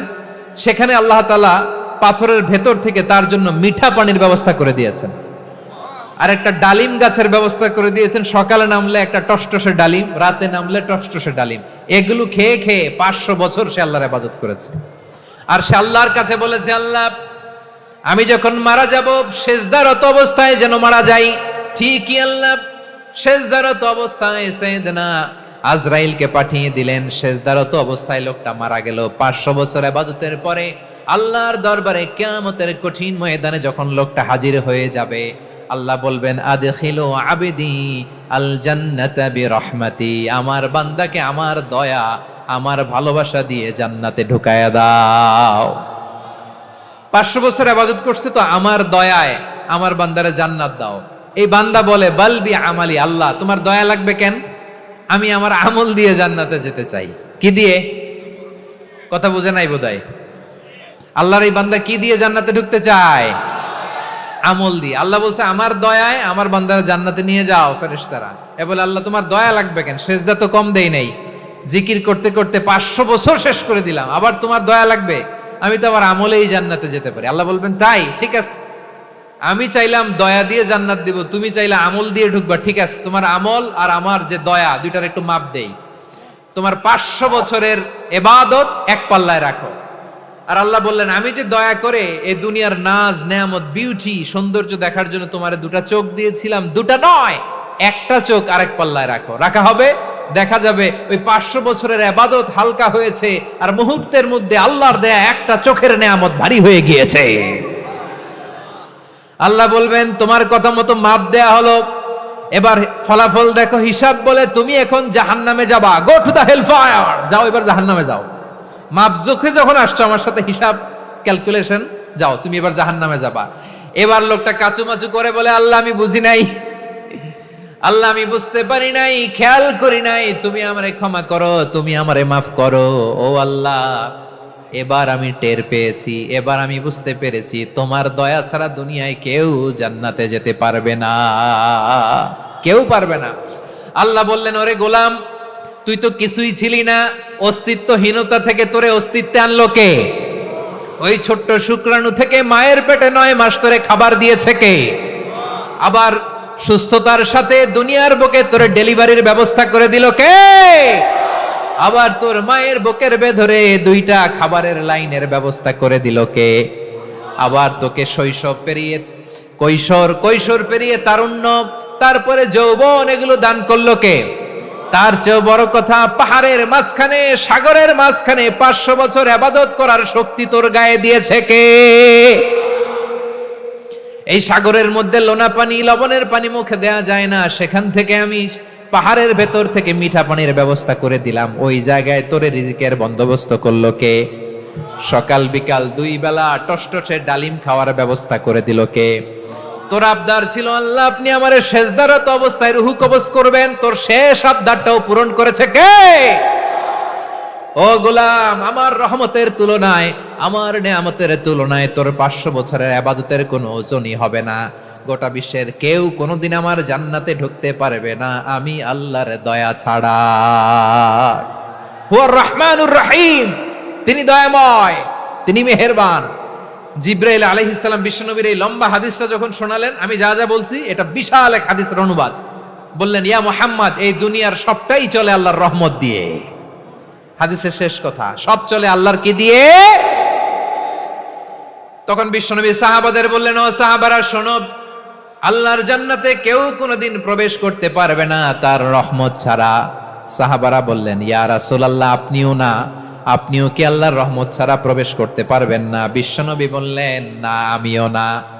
আমি বিশ্বনবীও আল্লাহর জান্নাতে আল্লাহর রহমত ছাড়া ঢুকতে পারবে না। তবে কিয়ামতের দিন আল্লাহর রহমত আমার চারদিকে বেষ্টনী দিয়ে থাকবে। আল্লাহ নিজের পরিচয় দিয়ে বললেন, আলিমুল গায়বি ওয়াশ শাহাদাতি হুয়ার রহমানুর রহিম। আমি হলাম রহমান, আমি রাহিম। আল্লাহরে চিনছেন? ওবারও খালির ভাইয়ের, আপনার রবকে চিনতে পারতেছেন? তিনি দয়ার সাগর, তিনি মায়ার সাগর। তার দয়ার সাগর যে কত বড় আপনার কল্পনাতেও নাই। এজন্য আপনার পাপ যত বড় হোক, অন্যায় যত বড় হোক, অপরাধ যত বড় হোক, আপনার জুলুম যত বড় হোক, আল্লাহর রহমান নামের দরিয়া তার চাইতেও বড়। আল্লাহ বললেন, খুলিয়া ইবাদিয়াল্লাযীনা আসরাফু আলা আনফুসিহিম লা তাকনাতু মির রাহমাতিল্লাহ ইন্নাল্লাহা ইয়াগফিরুয যুনুবা জামিআ ইন্নাহু হুয়াল গফুরুর রহিম। ও আমার গুনাহগার বান্দারা শোনো, জুলুম করেছো, ভুল করেছো, অন্যায় করেছো, আল্লাহর রহমত থেকে নিরাশ হয়ো না। আমরা বিশ্বাসীরা কশিনকালে আল্লাহর রহমত থেকে নিরাশ হব না। ঠিক কিনা বলেন? আল্লাহর রহমত থেকে নিরাশ হবেন? ভুল করে ফেলছেন, আরে ভুল তো সবাই করে। পাপ হয়েছে, আরে পাপ তো সবার আছে। আপনারা সবাই পাপী, সবাই পাপী। যত পাপ হোক, ভুল হোক, অন্যায় হোক, অনুতপ্ত হয়ে তওবা করে, ওযু করে, জায়নামাজটা বিছিয়ে সেজদা দিয়ে চোখের পানি ছাড়েন। চোখের বেয়ে পড়া পানি আল্লাহর কাছে যে কত প্রিয়। অনুতপ্ত বান্দার চোখের পানির ফোঁটা তার চোখ বেয়ে, নাকের ডগা বেয়ে জমিনে ড্রপ করার আগেই আল্লাহর ওই বান্দার সব গুনাহ মাফ করে দেয়। আল্লাহ বললেন, আমি রহমানুর রহিম, আমি দয়াময়, আমি মেহেরবান। এরপর আল্লাহ বললেন, হুয়াল্লাহুল্লাযী লা ইলাহা ইল্লা হুয়াল মালিকুল কুদ্দুসুস সালামুল মুমিন। ওয়াল্লাহুল্লাযী, তিনি এমন আল্লাহ, লা ইলাহা ইল্লাহু, তিনি ছাড়া কোনো ইলাহ নাই। আল মালিক, তিনি হলেন আল মালিক। দুইটা শেষ, আর রহমান আর রাহিম শেষ। এবার আল্লাহ 3 নাম্বার গুণবাচক নামের পরিচয় দিচ্ছেন। আল্লাহ বলছেন, আমি হচ্ছি আল মালিক। আমি কি? মানে সম্রাট। আল মালিক মানে হচ্ছে the king, the king of kings. সব রাজার বড় রাজা, মহারাজা। তার চেয়ে বড় রাজা আর কেউ নাই, তার চেয়ে বড় সম্রাট আর কেউ নাই, তার চেয়ে বড় ক্ষমতাধর সত্তা মহাবিশ্বে দ্বিতীয় কেউ নাই। চিৎকার করে বলেন ঠিক কিনা? তিনি আল মালিক। আল মালিক মানে ক্ষমতাধর, ক্ষমতার মালিক, রাজা ধীরাজ বাদশাহ। তার ক্ষমতা আর আমাদের ক্ষমতা একরকম নাকি? হ্যাঁ, আমাদের দুনিয়াতে ক্ষমতা অস্থায়ী ক্ষমতা, ঠিক কিনা বলেন? আইজ আছে কাল নাই, এরকম না ক্ষমতা? আল্লাহর ক্ষমতাও তো এরকম না, আইজ আছে কাল নাই এরকম। দুনিয়াতে দেখবেন কোন দেশের প্রেসিডেন্টের 4 বছরের ক্ষমতার মেয়াদ, কোন দেশে 5 বছরের। আল্লাহর কয় বছরের? 10 বছরের নাকি 20 বছর, 100 বছর। আল্লাহর ক্ষমতার মেয়াদ কতদিন বলেন? বুঝে থাকলে বলেন তো। চিরকাল তার ক্ষমতার মেয়াদ। চিল্লায় বলেন ঠিক কিনা? নিরঙ্কুশ ক্ষমতা, একচ্ছত্র ক্ষমতা বলতে যা বুঝায়, এই ক্ষমতা একমাত্র আল্লাহরই আছে। আমাদের ক্ষমতার জন্য আমরা ডিপেন্ড করতে হয়, ওর ডিপেন্ড লাগে, ওই জনমত নেওয়া লাগে, ওই জনগণের কাছে যাওয়া লাগে, ভোট চাওয়া লাগে। এরা ভোট দিলে এরপরে আমরা আসবো, ঠিক কিনা? আবার জনগণ না চাইলে আমরা নাই। আল্লাহর ক্ষমতা কি এরকম? হ্যাঁ। আবার দেখবেন দুনিয়াতে ক্ষমতায় যাওয়ার জন্য জোট করা লাগে। জোট, জোটের রাজনীতি আছে না নাই? জোট হয়, শরিক হয়, এই হয়, সেই হয়, নানাভাবে দুনিয়াতে ক্ষমতায় আসতে হয়। আল্লাহ বলে, আমার ক্ষমতার জন্য কারো উপর বিন্দু পরিমাণ আমার ডিপেন্ড করা লাগে না। সৃষ্টির শুরু থেকে আমি ক্ষমতার চেয়ারে বসা, মহাবিশ্বের শেষ পর্যন্ত, সীমাহীন ভবিষ্যৎ পর্যন্ত আমি ক্ষমতার চেয়ারে থাকবো। আমি হলাম আল মালিক, আমার ক্ষমতার কোনো কমতি নাই, কোনো ঘাটতি নাই, কেউ আমার ক্ষমতা থেকে নামাতে পারবে না। পারা যাবে? এই যে আমরা ফ্যাসিস্ট সরকারের যে আপনারা নামাই দিছেন গণ অভ্যুত্থান করে, মনে আছে? 5ই আগস্টের কথা ভুলে গেছেন এত তাড়াতাড়ি? মনে আছে? আছে। তা আমরা সবাই মিলে যদি একটা গণ অভ্যুত্থান করি, তাইলেই তো আল্লাহর ক্ষমতার চেয়ার থেকে নামায় ফেলানো যায়। হ্যাঁ, যাবে না? পারবো না আমরা? কি বলে, পারা যাবে না? আচ্ছা, আমরা না হয় পারলাম না, জিন জাতি যদি আমাদের সাথে জয়েন করে, ম্যানকাইন্ডের সাথে জিনকাইন্ড, ইফ দে জয়েন আস, সবাই মিলে একটা গণ অভ্যুত্থান, রেভলিউশন, ডেমনস্ট্রেশন, প্রোটেস্ট, সবাই মিলে যদি একটা অভ্যুত্থান করি, তাইলেই তো আল্লাহর ক্ষমতা শেষ। আওয়াজ করে বলেন, তাইলেই কি আল্লাহর ক্ষমতা শেষ হবে? এই যে বারোয়াখালীর ভাইয়েরা, এদিকে কি হচ্ছে আমি তো দেখতে পাচ্ছি, এরকম হলো কেন? তোমরা খালি বোতল ছুড়লা কেন দুই একজনের উপরে? হ্যাঁ, আমার দিকে তাকাও। প্রিয় ভাইয়েরা, শান্ত হন, আমার দিকে তাকান, আর অল্প কয়েক মিনিট আমার দিকে তাকান। কেউ কিছু ছুঁড়ে মারবেন না কারো দিকে, মেহরবানি করে আমার দিকে তাকান। তাহলে আমরা সবাই মিলে একটা গণ অভ্যুত্থান যদি করি, আল্লাহর ক্ষমতা থেকে নামানো যাবে? আল্লাহ বলেন না, আমি হলাম আল মালিক, আসল ক্ষমতার মালিক, the king of kings, the owner of ultimate power, the owner of ultimate authority, the owner of ultimate sovereignty. নিরঙ্কুশ একচ্ছত্র ক্ষমতার মালিক হচ্ছি আমি আল্লাহ। আল্লাহ তাআলা সূরা মুলকের শুরুতে বলছেন, তাবারাকাল্লাযী বিয়াদিহিল মুলকু ওয়া হুয়া আলা কুল্লি শাইইন কাদির। মহিমান্বিত সত্তা, যার হাতে ক্ষমতা, তিনি যা চান তাই করতে পারেন। আওয়াজ করে বলেন তো তিনি কে? আবার আল্লাহ বলেন, কুলিল্লাহুম্মা মালিকাল মুলকি তুতিল মুলকা মান তাশাউ ওয়া তানজিউল মুলকা মিম্মান তাশা ওয়া তুইজ্জু মান তাশাউ ওয়া তুযিল্লু মান তাশাউ বিয়াদিকাল খায়র ইন্নাকা আলা কুল্লি শাইইন কাদির। আল্লাহু আকবার। এ নবী, আপনি বলুন, আল্লাহুম্মা মালিকাল মুলক, আল্লাহ আপনি ক্ষমতার মালিক, তুতিল মুলকা মান তাশা, যাকে চান তারে ক্ষমতার চেয়ারে বসান, ওয়া তানজিউল মুলকা মিম্মান তাশা, যাকে চান তাকে ক্ষমতার চেয়ার থেকে ছুঁড়ে ফেলে দেন। তিনি কে? ক্ষমতার চেয়ারে বসায় কে? আবার মনে চাইলে আস্তা করে ছুঁড়ে নিক্ষেপ করেন, তিনি কে? আবার আল্লাহ বললেন, ওয়ালাম ইয়াকুল্লাহু শারীকুন ফিল মুলকি, আমার ক্ষমতায় কোনো শরিক নাই, কোনো জোট নাই, কোনো পার্টনার নাই, কোনো অংশীদার নাই। আবার আমি চলে গেলে আমার ক্ষমতার দাবিদারও কেউ নাই। আল্লাহু আকবার। এই দুনিয়াতে রাজা মারা গেলে পরে রাজা কে হয়? রাজার ছেলে রাজা, ঠিক কিনা বলেন? আল্লাহ চলে গেলে আরেকজন বসবে নাকি? এরকম না, তার ক্ষমতার সাথে দুনিয়ার ক্ষমতার কোনো মিলই নাই। এজন্য তিনি তার নাম দিয়েছেন আল মালিক। আল মালিক, the owner of power, the owner of ultimate power and sovereignty, the king of kings, সব রাজার বড় রাজা, মহারাজা আল মালিক, তিনি হচ্ছেন আল্লাহ। চিৎকার করে বলেন ঠিক কি না? তিনি আসল ক্ষমতার অধিকারী। দুনিয়াতে যে আমরা ক্ষমতা নিয়ে কামড়াকামড়ি করি, মারামারি করি, কিয়ামতের দিন আল্লাহ জিজ্ঞেস করবেন, কই তোদের ক্ষমতা আজকে বল। কিয়ামতের সময় সব মানুষগুলো যখন ইন্তেকাল করবে, সব জিনেরা যখন ইন্তেকাল করবে, সব ফেরেশতারা যখন ইন্তেকাল করবে, বাকি থাকবে মালাকুল মাউত। মালাকুল মাউত এসে বলবে, আল্লাহ আপনার কথা মতো সবাই শেষ, মানুষগুলো নাই, জিনগুলো নাই, আমার সতীর্থ ফেরেশতাগুলো নাই, মহাবিশ্বে আর কেউ নাই। আল্লাহ বলে, এখন কে আছে? মালাকুল মাউত বলবে, আল্লাহ তুমি আছো আর আমি। তুমি তো আল হাইয়্যু আল কাইয়্যুম, অবিনশ্বর, শাশ্বত, চিরঞ্জীব, কোনদিন মরবা না, তুমি আছো আর তোমার গোলাম আমি আছি আজরাইল। মহাবিশ্বে কয়জন আছে মাত্র? জোরে বলেন।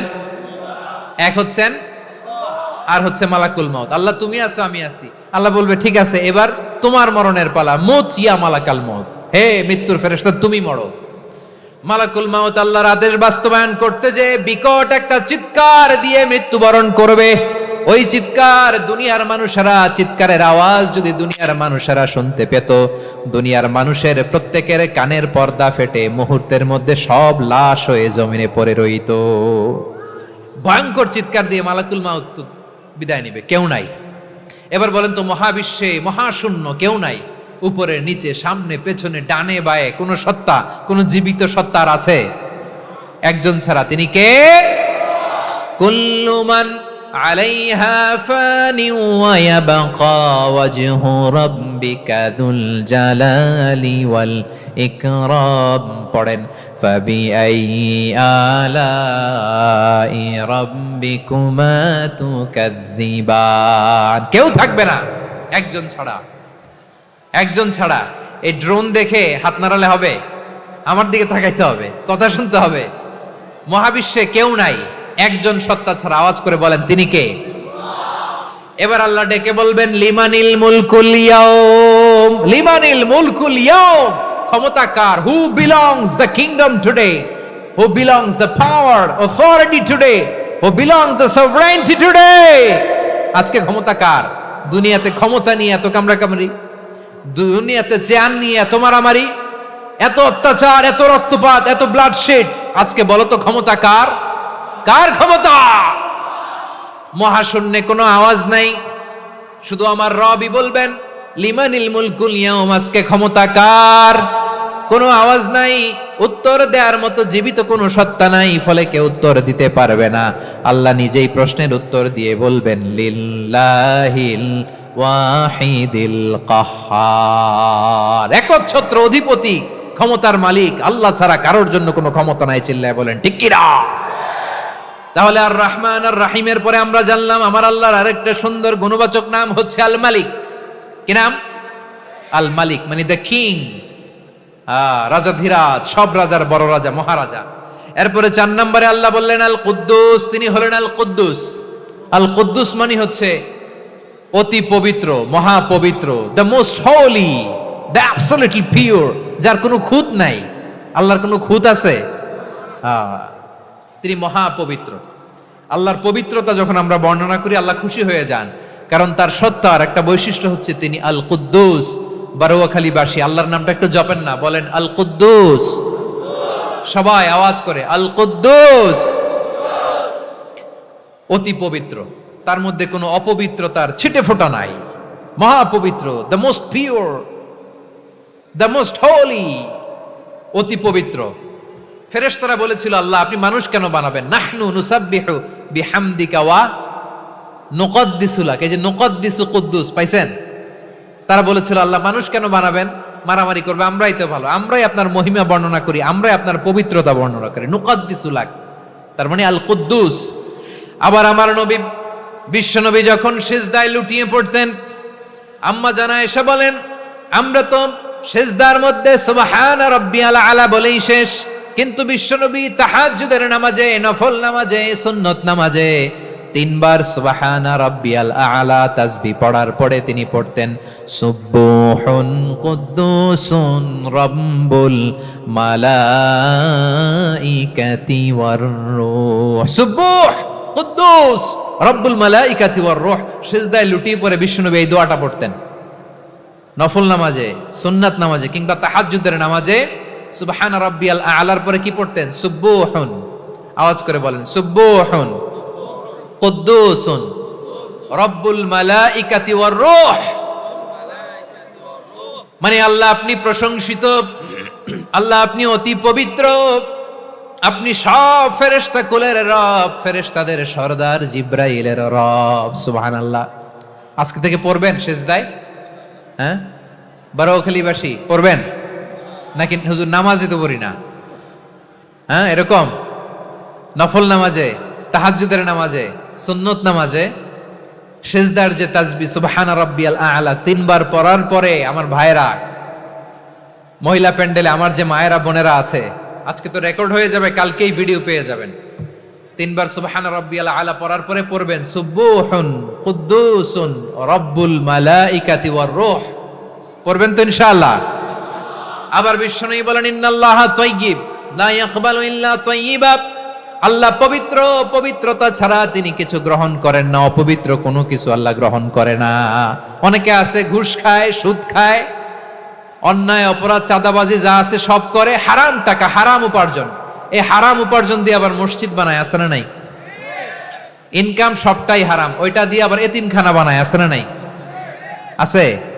ওইটা আল্লাহ কবুল করবে না, কারণ আল্লাহ নিজে পবিত্র, পবিত্র না হলে কিছুই অ্যাকসেপ্ট করেন না। সুবহানাল্লাহ পড়েন। তাহলে বুঝলাম তিনি আল কুদ্দুস মানে অতি পবিত্র। এরপরে আল্লাহ বলেন আমি হচ্ছি আসসালাম। আওয়াজ করে বলেন আসসালাম। আসসালাম মানে হচ্ছে শান্তির আধার। সালাম মানে কি? শান্তির আধার, যার কাছ থেকে শান্তি আসে। দ্য সোর্স অফ পিস, তিনি শান্তির আধার। এজন্য আমরা একে অপরের সাথে দেখা হলে কি বলি? সালাম। কি বলি? সালাম সালাম হাজার সালাম, সকল শহীদ স্মরণে আমার হৃদয়ে রেখে যেতে চাই তাদের স্মৃতির চরণে। সবাই বলেন সালাম সালাম হাজার সালাম, সকল শহীদ স্মরণে আমার হৃদয়ে রেখে যেতে চাই তাদের স্মৃতির চরণে। পড়েন আমিন। আমরা সকল ভাষা শহীদ, সকল মুক্তিযোদ্ধা, তাদের জন্য দোয়া করি এবং 24-এর ছাত্র নাগরিক অভ্যুত্থানে যারা শাহাদাতের সর্বোচ্চ নাজরানা পেশ করে এই নতুন ভোরের বাংলাদেশ আমাদেরকে উপহার দিয়েছে, তাদের জন্য আল্লাহর কাছে দোয়া করি। সবাই বলেন আমিন। আমার প্রিয় বারোয়াখালীবাসী, আপনারা কি ক্লান্ত হয়ে গেছেন? কষ্ট হচ্ছে? তাহলে 2-4 জন দাঁড়াচ্ছেন কেন? এই যে 2-1 জন যে বোতল ছুঁড়ে মারছো, তোমাদেরকে কি আমি দেখি নাই মনে করছো? এই বোতল ছুঁড়ে মারলা কেন? বসো বসো। হ্যাঁ, মেহেরবানি করে বসবেন, মেহেরবানি করে বসবেন। সবাই আওয়াজ করে তাকবীর পড়ুন, লিল্লাহে তাকবীর। এই আপনাদের গলার আওয়াজ। এতগুলো মানুষ তাকবীর পড়লে এতটুকু আওয়াজ হয় আমি বিশ্বাস করি না। আওয়াজ করে পড়েন সবাই, লিল্লাহে তাকবীর, লিল্লাহে তাকবীর, লিল্লাহে তাকবীর। আল্লাহর একটা নাম হচ্ছে আসসালাম, মানে হচ্ছে শান্তির আধার, দ্য সোর্স অফ পিস। শান্তি দেওয়ার মালিক কে? এজন্য শান্তি চাইবো কার কাছে? আল্লাহ তুমি আমার দেশটাকে শান্তিময় করো, বলেন আমিন। আল্লাহ তুমি আমাদের পরিবারের শান্তি নসিব করো, বলেন আমিন। আল্লাহ আমাদের জীবনটাকে তুমি শান্তিময় করো, পড়েন আমিন। এজন্য বিশ্বনবী সালাম ফিরানোর পরে 3 বার পড়তেন আস্তাগফিরুল্লাহ, আস্তাগফিরুল্লাহ, আস্তাগফিরুল্লাহ। এরপরে বিশ্বনবী পড়তেন আল্লাহুম্মা আনতাস সালাম ওয়া মিনকাস সালাম তাবারাকতা রাব্বানা ইয়া যাল জালালি ওয়াল ইকরাম। ও আল্লাহ আপনি শান্তির আধার, আপনার কাছ থেকে শান্তি আসে, আপনি বরকতময়। এই দোয়াটা পড়েন আপনারা সালাম ফিরানোর পরে, পড়েন না? পড়বেন আজকে থেকে, আল্লাহুম্মা আনতাস সালাম ওয়া মিনকাস সালাম তাবারাকতা ইয়া যাল জালালি ওয়াল ইকরাম। আবার জান্নাতের আরেকটা নাম হচ্ছে দারুস সালাম, মানে শান্তির ঘর। জান্নাতের আরেকটা নাম কি? দারুস সালাম। ওই দারুস সালামে আমরা যেতে চাই কি চাই না?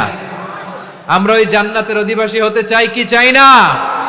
এই বারোয়াখালীর ঐতিহাসিক তাফসীরুল কোরআনের ময়দানে আমরা যেমনি একত্রিত হলাম, আল্লাহর জান্নাতেও যেন আমরা এভাবে একত্রিত হতে পারি। আল্লাহ তুমি কবুল করো। আওয়াজ করে পড়েন আমিন। সালামের পরে আল্লাহ বললেন আল মুমিন। আমার আরেকটা নাম হচ্ছে আল মুমিন। আল মুমিন মানে হচ্ছে নিরাপত্তা দানকারী। আমাদের নিরাপত্তা দেয় কে? নাকি পুলিশ বাহিনী, নাকি বিজিবি, র্যাব, সেনাবাহিনী, হ্যাঁ, নাকি এই যে ফায়ার সার্ভিস? কারা নিরাপত্তা দেয়? আজকের এই প্রোগ্রামের জন্য আমাদের ফায়ার সার্ভিসের ভাইরা অনেক কাজ করেছেন, আমি শুনেছি। ভাইরা স্পেশালি দোয়া চেয়েছেন এবং তাদের একটা সুনাম আছে বাংলাদেশে। জীবনের ঝুঁকি নিয়ে ফায়ার সার্ভিস বাহিনী তারা বিপন্ন মানবতাকে রক্ষা করে, ঠিক কিনা বলেন? আমি ভাইদের জন্য দোয়া করি, এই ফায়ার সার্ভিস ইউনিটকে, এই ডিপার্টমেন্টকে আল্লাহ তাআলা তুমি কবুল করো। ওনারা আমাদের শৃঙ্খলা, শান্তি শৃঙ্খলা, সিকিউরিটি এনশিওর করেন, কিন্তু আসল নিরাপত্তা দেওয়ার মালিক কে? অনেক সময় এরকম হয় না যে অনেক সিকিউরিটি দিয়ে রাখছে কিন্তু স্নাইপার দিয়ে এমন ভাবে গুলি করছে একেবারে বড় সাহেবের মাথায় যে গুলি লাগছে, আছে না নাই? এখন সবাই মিলে বডিগার্ডের ধরে, যাই বেটা বডিগার্ড, এত টাকা দিয়ে বডিগার্ড রাখছি, আমাদের স্যারের মাথায় গুলি লাগলো কিভাবে? তো বডিগার্ড বলে আপনার স্যারের বডি তো আছে, এই যে বডি নিয়ে যান, আমি তো রুহু গার্ড না। রুহু গার্ড হচ্ছে একজন, চিল্লায় বলেন তিনি কে? আমার ভাইরা, দুনিয়াতে টাকা হলে বডিগার্ড মিলে, কিন্তু রুহু গার্ড মিলে? রুহু গার্ড মিলে? যে আমি 10 লক্ষ টাকা দিব, রুহু গার্ড লাগবে, আমার রুহু কেউ চিনে নিতে পারবো না, এরকম পাওয়া যায়? কি পাওয়া যায়?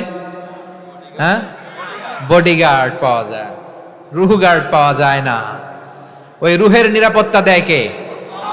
আল মুমিন, দ্য প্রোভাইডার অফ সিকিউরিটি। তিনি নিরাপত্তা দেয় তার নেককার বান্দাদেরকে, দুনিয়াতে নিরাপত্তা দেয়, আখিরাতেও নিরাপত্তা দেয়, ঠিক কি না? আবার আল্লাহ বললেন আল্লাযী আত'আমাহুম মিন জু'ইন ওয়া আমানাহুম মিন খাউফ। তিনি এমন সত্তা যিনি ক্ষুধা লাগলে তোমাদেরকে খাদ্যের ব্যবস্থা করে, আবার ভয়ের সময় তিনি তোমাদেরকে নিরাপত্তার ব্যবস্থা করে, ঠিক কিনা বলেন? দিও তৃষ্ণা পেলে ঠান্ডা পানি, ক্ষুধা পেলে লবণ ভাত, আল্লাহ এই গরিবের শোনো শোনো মোনাজাত, আল্লাহ এই গরিবের শোনো শোনো মোনাজাত, আল্লাহ এই গরিবের। দিও তৃষ্ণা পেলে ঠান্ডা পানি, ক্ষুধা পেলে লবণ ভাত, আল্লাহ এই গরিবের। পড়ে না আমিন? আমরা যখন বিপদে পড়ি নিরাপত্তা দেয় কে? সাগরের তুফানের ভেতরে পড়ে যখন আল্লাহর কাছে ফরিয়াদ করি আমাদেরকে বাঁচায় কে? বিমানের ভেতরে যখন বিপদে পড়ি, যখন আল্লাহর কাছে সাহায্য চাই, বাঁচায় কে? কঠিন বিপদের মুহূর্তে আমাদেরকে সিকিউরিটি দেয় কে? সে আল্লাহ বললেন আমার আরেকটা নাম হচ্ছে আল মুমিন, আমি নিরাপত্তা দেই। এরপরে আল্লাহ বললেন আমার আরেক নাম হলো আল মুহাইমিন। আরেক নাম কি? আল মুহাইমিন। আল মুহাইমিন মানে হচ্ছে দ্য ওভারসিয়ার, দ্য অবজারভার, পর্যবেক্ষক, যিনি মনিটরিং করেন আমাদের সব অ্যাক্টিভিটি, তিনি মনিটরিং করেন। কোনোভাবে তার চোখকে ফাঁকি দেয়া যায় না। আল্লাহর চোখ ফাঁকি দেয়া যায়? আচ্ছা আওয়াজ করে বলেন তো, পুলিশ ভাইদের চোখ, পুলিশের চোখ মাঝে মাঝে ফাঁকি দেয়া যায় কি যায় না?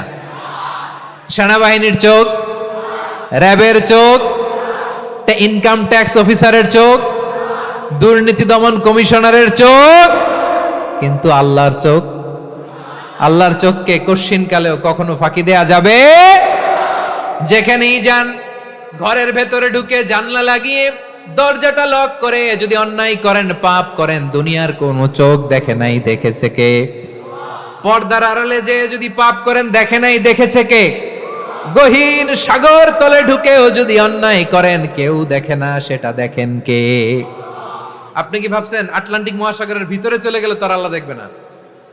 প্রিয় বারোয়াখালীবাসী, আপনারা ওশেন গেট কোম্পানি নাম শুনছেন? ওশেন গেট, তারা এই যে টিটান সাবমার্সিবল একটা সাবমেরিনের মতো বানাইছিল, যেটা টাইটানিক জাহাজের ভগ্নাংশ দেখার জন্য অনেক লোক যে মারা গেছিল না, ওটা সাগরের একেবারে গহীনে চলে যায়। এই টিটান সাবমার্সিবল দিয়ে সাগরের একেবারে গহীনে চলে যাওয়া যায়। তো ওইটার ভিতরে ঢুকে যদি আপনি আটলান্টিকের তলায় চলে যান, তাইলেই তো আল্লাহর ফাঁকি দিতে পারবেন, আর তো আল্লাহ দেখতে পারবে না।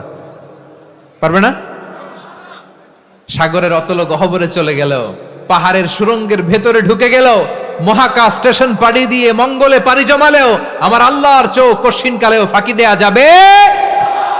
এজন্য সে আল্লাহ বললেন লা তুদরিকুহুল আবসার ওয়া হুয়া ইউদরিকুল আবসার ওয়া হুয়াল লাতীফুল খাবীর। আমার আল্লাহ দৃষ্টির আয়ত্তে নন, কিন্তু দুনিয়ার সব দৃষ্টি আমার আল্লাহর আয়ত্তে, ঠিক কিনা? সূক্ষ্মদর্শী, সূক্ষ্ম থেকে সূক্ষ্ম পাপ কাজ যেভাবে যেমনটি করেন সব দেখেন। মুখে না বললে অন্তরেও চিন্তা করলেও অন্তরে চিন্তার উদ্রেক ঘটেছে, ওইটা তো কেউ জানে না, কিন্তু জানেন কে? এভাবে যিনি সূক্ষ্মভাবে মনিটর করেন, ওভারসি করেন, অবজারভেশন করেন, তার নাম হচ্ছে আল মুহাইমিন, পর্যবেক্ষক। আসুন আমাদের রবকে চিনি। বারোয়াখালীর ভাইরা চিনতেছেন? কার সামনে কপাল ঘষে সেজদা দেন তারে চিনে নেন।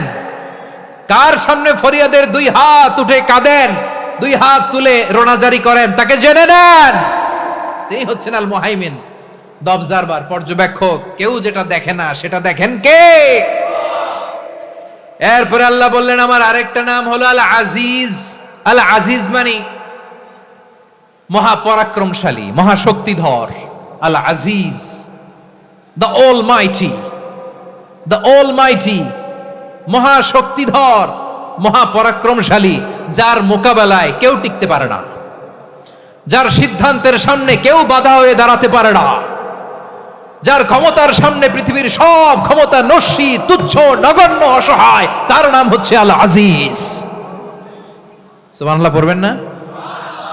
আল আজিজ, মহাপরাক্রমশালী, ক্ষমতাধর, শক্তিধর, দ্য অলমাইটি, যার ক্ষমতার মোকাবেলায় কেউ দাঁড়াতে পারে না, যার সিদ্ধান্তের সামনে কেউ বাধা হয়ে টিকতে পারে না, যার শক্তির সামনে সবাই অসহায়, দুর্বল। সুবহানাল্লাহ, তিনি হচ্ছেন আল আজিজ। আল্লাহ বলেন আল্লাযী খালাকাল মাউতা ওয়াল হায়াতা লিয়াবলুয়াকুম আইয়ুকুম আহসানু আমালা ওয়া হুয়াল আজিজুল গফুর। তিনি এমন সত্তা যিনি জীবন তৈরি করেছেন, মরণ তৈরি করেছেন, যাতে করে পরীক্ষা নিতে পারেন তোমরা কে কর্মে সেরা। তিনি হলেন আল আজিজ আল গফুর। তিনি ক্ষমাশীল, আবার তিনি শক্তিধর। তার শক্তির সামনে কেউ টিকতে পারে? আমরা পৃথিবীর সব দেশের মিলিটারি ব্যাটালিয়ন নিয়ে যদি আল্লাহর সামনে দাঁড়াই, তাহলে তো আর আল্লাহ পারবে না নাকি? হ্যাঁ, পৃথিবীর সবচাইতে শক্তিশালী সেনাবাহিনী কোন দেশের জানেন? হ্যাঁ, আমেরিকার সেনাবাহিনী, তারপরে রাশিয়ার সেনাবাহিনী, চীনের সেনাবাহিনী, সব সেনাবাহিনী, নৌবাহিনী, বিমান বাহিনী যত আছে সব নিয়ে যদি আল্লাহর সামনে দাঁড়াই, পারবে তখন আল্লাহ আমাদের সাথে? হ্যাঁ, তার সামনে কোনো ক্ষমতা টিকতে পারে না, তার সামনে কেউ বাধা হয়ে দাঁড়াতে পারে না, তার সামনে গোটা বিশ্ব মুখ থুবড়ে থাকে, অসহায়। তার নাম হচ্ছে আল আজিজ। চিল্লায় পড়েন সুবহানাল্লাহ। এরপরে আল্লাহ বললেন আমি হলাম আল জব্বার। জব্বার মানে দুর্দণ্ড, প্রতাপশালী, দ্য ডমিনেন্ট, যিনি সবাইকে বশ মানাতে পারেন, সবাইকে অনুগত করতে পারেন, যিনি সবাইকে পূর্ণ নিয়ন্ত্রণ করতে পারেন, তার নাম হচ্ছে আল জব্বার।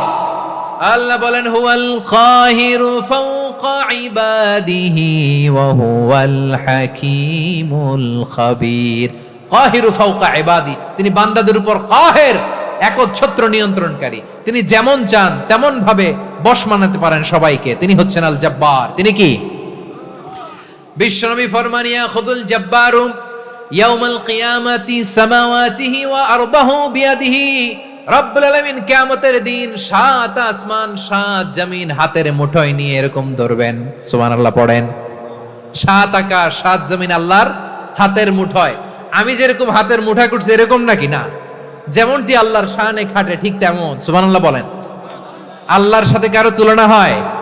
তাহলে বলেন তো আল্লাহ দেখতে কার মতো? আওয়াজ করে বলেন আল্লাহ আল্লাহর মতো। আল্লাহ কার মতো? ওয়ালাম ইয়াকুল্লাহু কুফুয়ান আহাদ, তার মতো কেউ নাই। তাহলে তিনি কার মতো?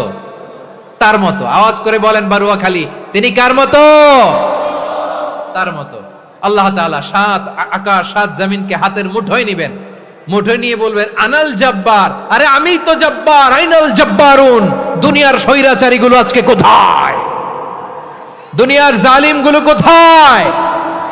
দুনিয়ার অত্যাচারী বাদশাগুলো আজকে কোথায়? আল্লাহ বলবেন আমি তো জব্বার। দুনিয়াতে যারা জব্বার বলে নিজেদের দাবি করতো, স্বৈরাচার, ডিক্টেটর, জালিম, অত্যাচারী, আজকে তোরা কোথায়? কোথায়? কোনো আওয়াজ নাই, কোনো খাওয়া নাই, ওই দিন কোনো টু শব্দ নাই। ওই দিন ক্ষমতা হবে এক সত্তার। চিল্লায় বলো তিনি কে? এজন্য আল্লাহ বললেন আমি হলাম জব্বার। এরপরে আল্লাহ বললেন আমি হলাম মুতাকাব্বির। আমি কি? মুতাকাব্বির মানে হচ্ছে দ্য সুপিরিয়র। সুপিরিয়র, যার চেয়ে বড় কেউ নাই, তিনি সবচেয়ে বড়। এজন্য নামাজে প্রত্যেক রুকুতে সেজদায় আমরা সবাই বলি আল্লাহ আপনি সবচেয়ে বড়, ইউ আর দ্য গ্রেটেস্ট। আমরা বলি আল্লাহু আকবার। আমরা কি বলি? আওয়াজ করে বলেন আমরা কি বলি? কি বলে নামাজ শুরু করি বলেন তো? আওয়াজ করে সবাই পড়েন আল্লাহু আকবার। মানে আল্লাহ সবচেয়ে বড়। আল্লাহু আকবার মানে কি? আল্লাহ সবচেয়ে মহান, সবচেয়ে বড়। বলেন তো আল্লাহর চাইতে বড় কোন সত্তা এই মহাবিশ্বে দ্বিতীয় কেউ আছে?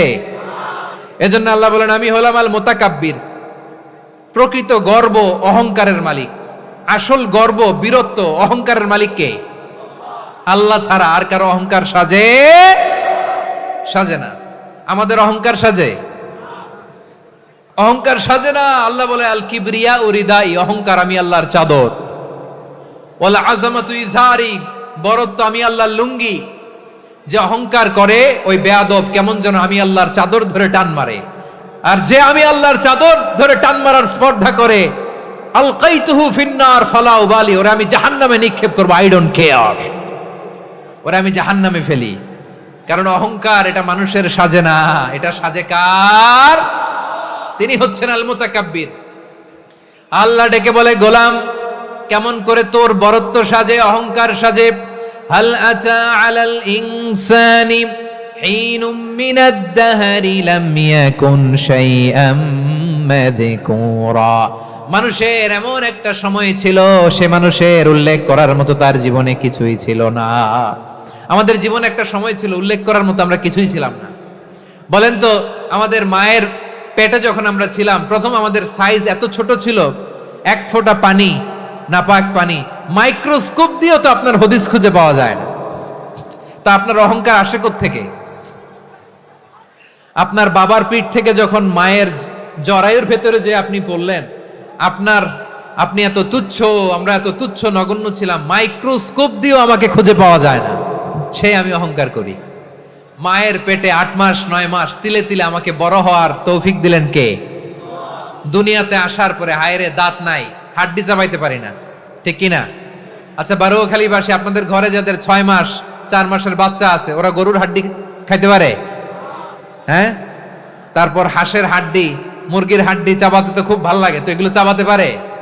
কি দুর্বল দেখছেন, ও কিছু খাইতেও পারে না। ওরে দুধ দিয়ে, তারপরে ওকে আপনার ডাল দিয়ে সবজি দিয়ে একটা মিক্স খিচুড়ি বানাইতে হয়, এটারও আবার ব্লেন্ডার করতে হয়, এদিক দিয়ে দিলে বাচ্চার এদিক দিয়ে পড়ে। এ নাকি আবার অহংকার করবে। বড় হওয়ার পরে অসুস্থ হলে মানুষের চেহারা ফ্যাকাশে হয়ে যায়, আইসিইউতে যে আল্লাহ আমারে বাঁচাও, এতদিন কইতে আমি ক্ষমতার মালিক, এতদিন কি কইছে? আমি ক্ষমতার মালিক। আইসিইউর বেডে কি বলে? আল্লাহ আমারে বাঁচাও। দেখছেন ক্ষমতা? এই তো মানুষের ক্ষমতা, এই তো ক্ষমতা। আর বয়স যখন 70-80, লাঠি ছাড়া যার জীবন চলে না। পিঠটা আগে ছিল এরকম, এখন বাঁকা হয়ে গেছে। এ করে অহংকার, এ করে বরত্বের গর্ব আর বড়াই। আল্লাহ বলে মানুষের জন্য অহংকার সাজে না, বরত্ব মানুষের মানায় না, দাম্ভিকতা মানুষের মানায় না, অহংকার গর্ব বড়ত্ব এগুলো একজনের জন্য। আওয়াজ করে বলেন তিনি কে? আল মুতাকাব্বির, দ্য সুপিরিয়র, সবচেয়ে বড় বড়ত্ব এবং গর্বের অধিকারী। এরপর আল্লাহ বললেন সুবহানাল্লাহি আম্মা ইউশরিকুন, তোমরা আল্লাহর সাথে যে সমস্ত জিনিসের শরীক করো আল্লাহ তাআলা এগুলো থেকে অনেক পবিত্র। এরপর আল্লাহ বললেন হুয়াল্লাহুল খালিকুল বারিউল মুসাউবিরু লাহুল আসমাউল হুসনা। হুয়াল্লাহুল খালিক, তিনি হলেন স্রষ্টা। আল বারি, বারি মানেও স্রষ্টা। আল মুসাউবির, মুসাউবির মানেও স্রষ্টা।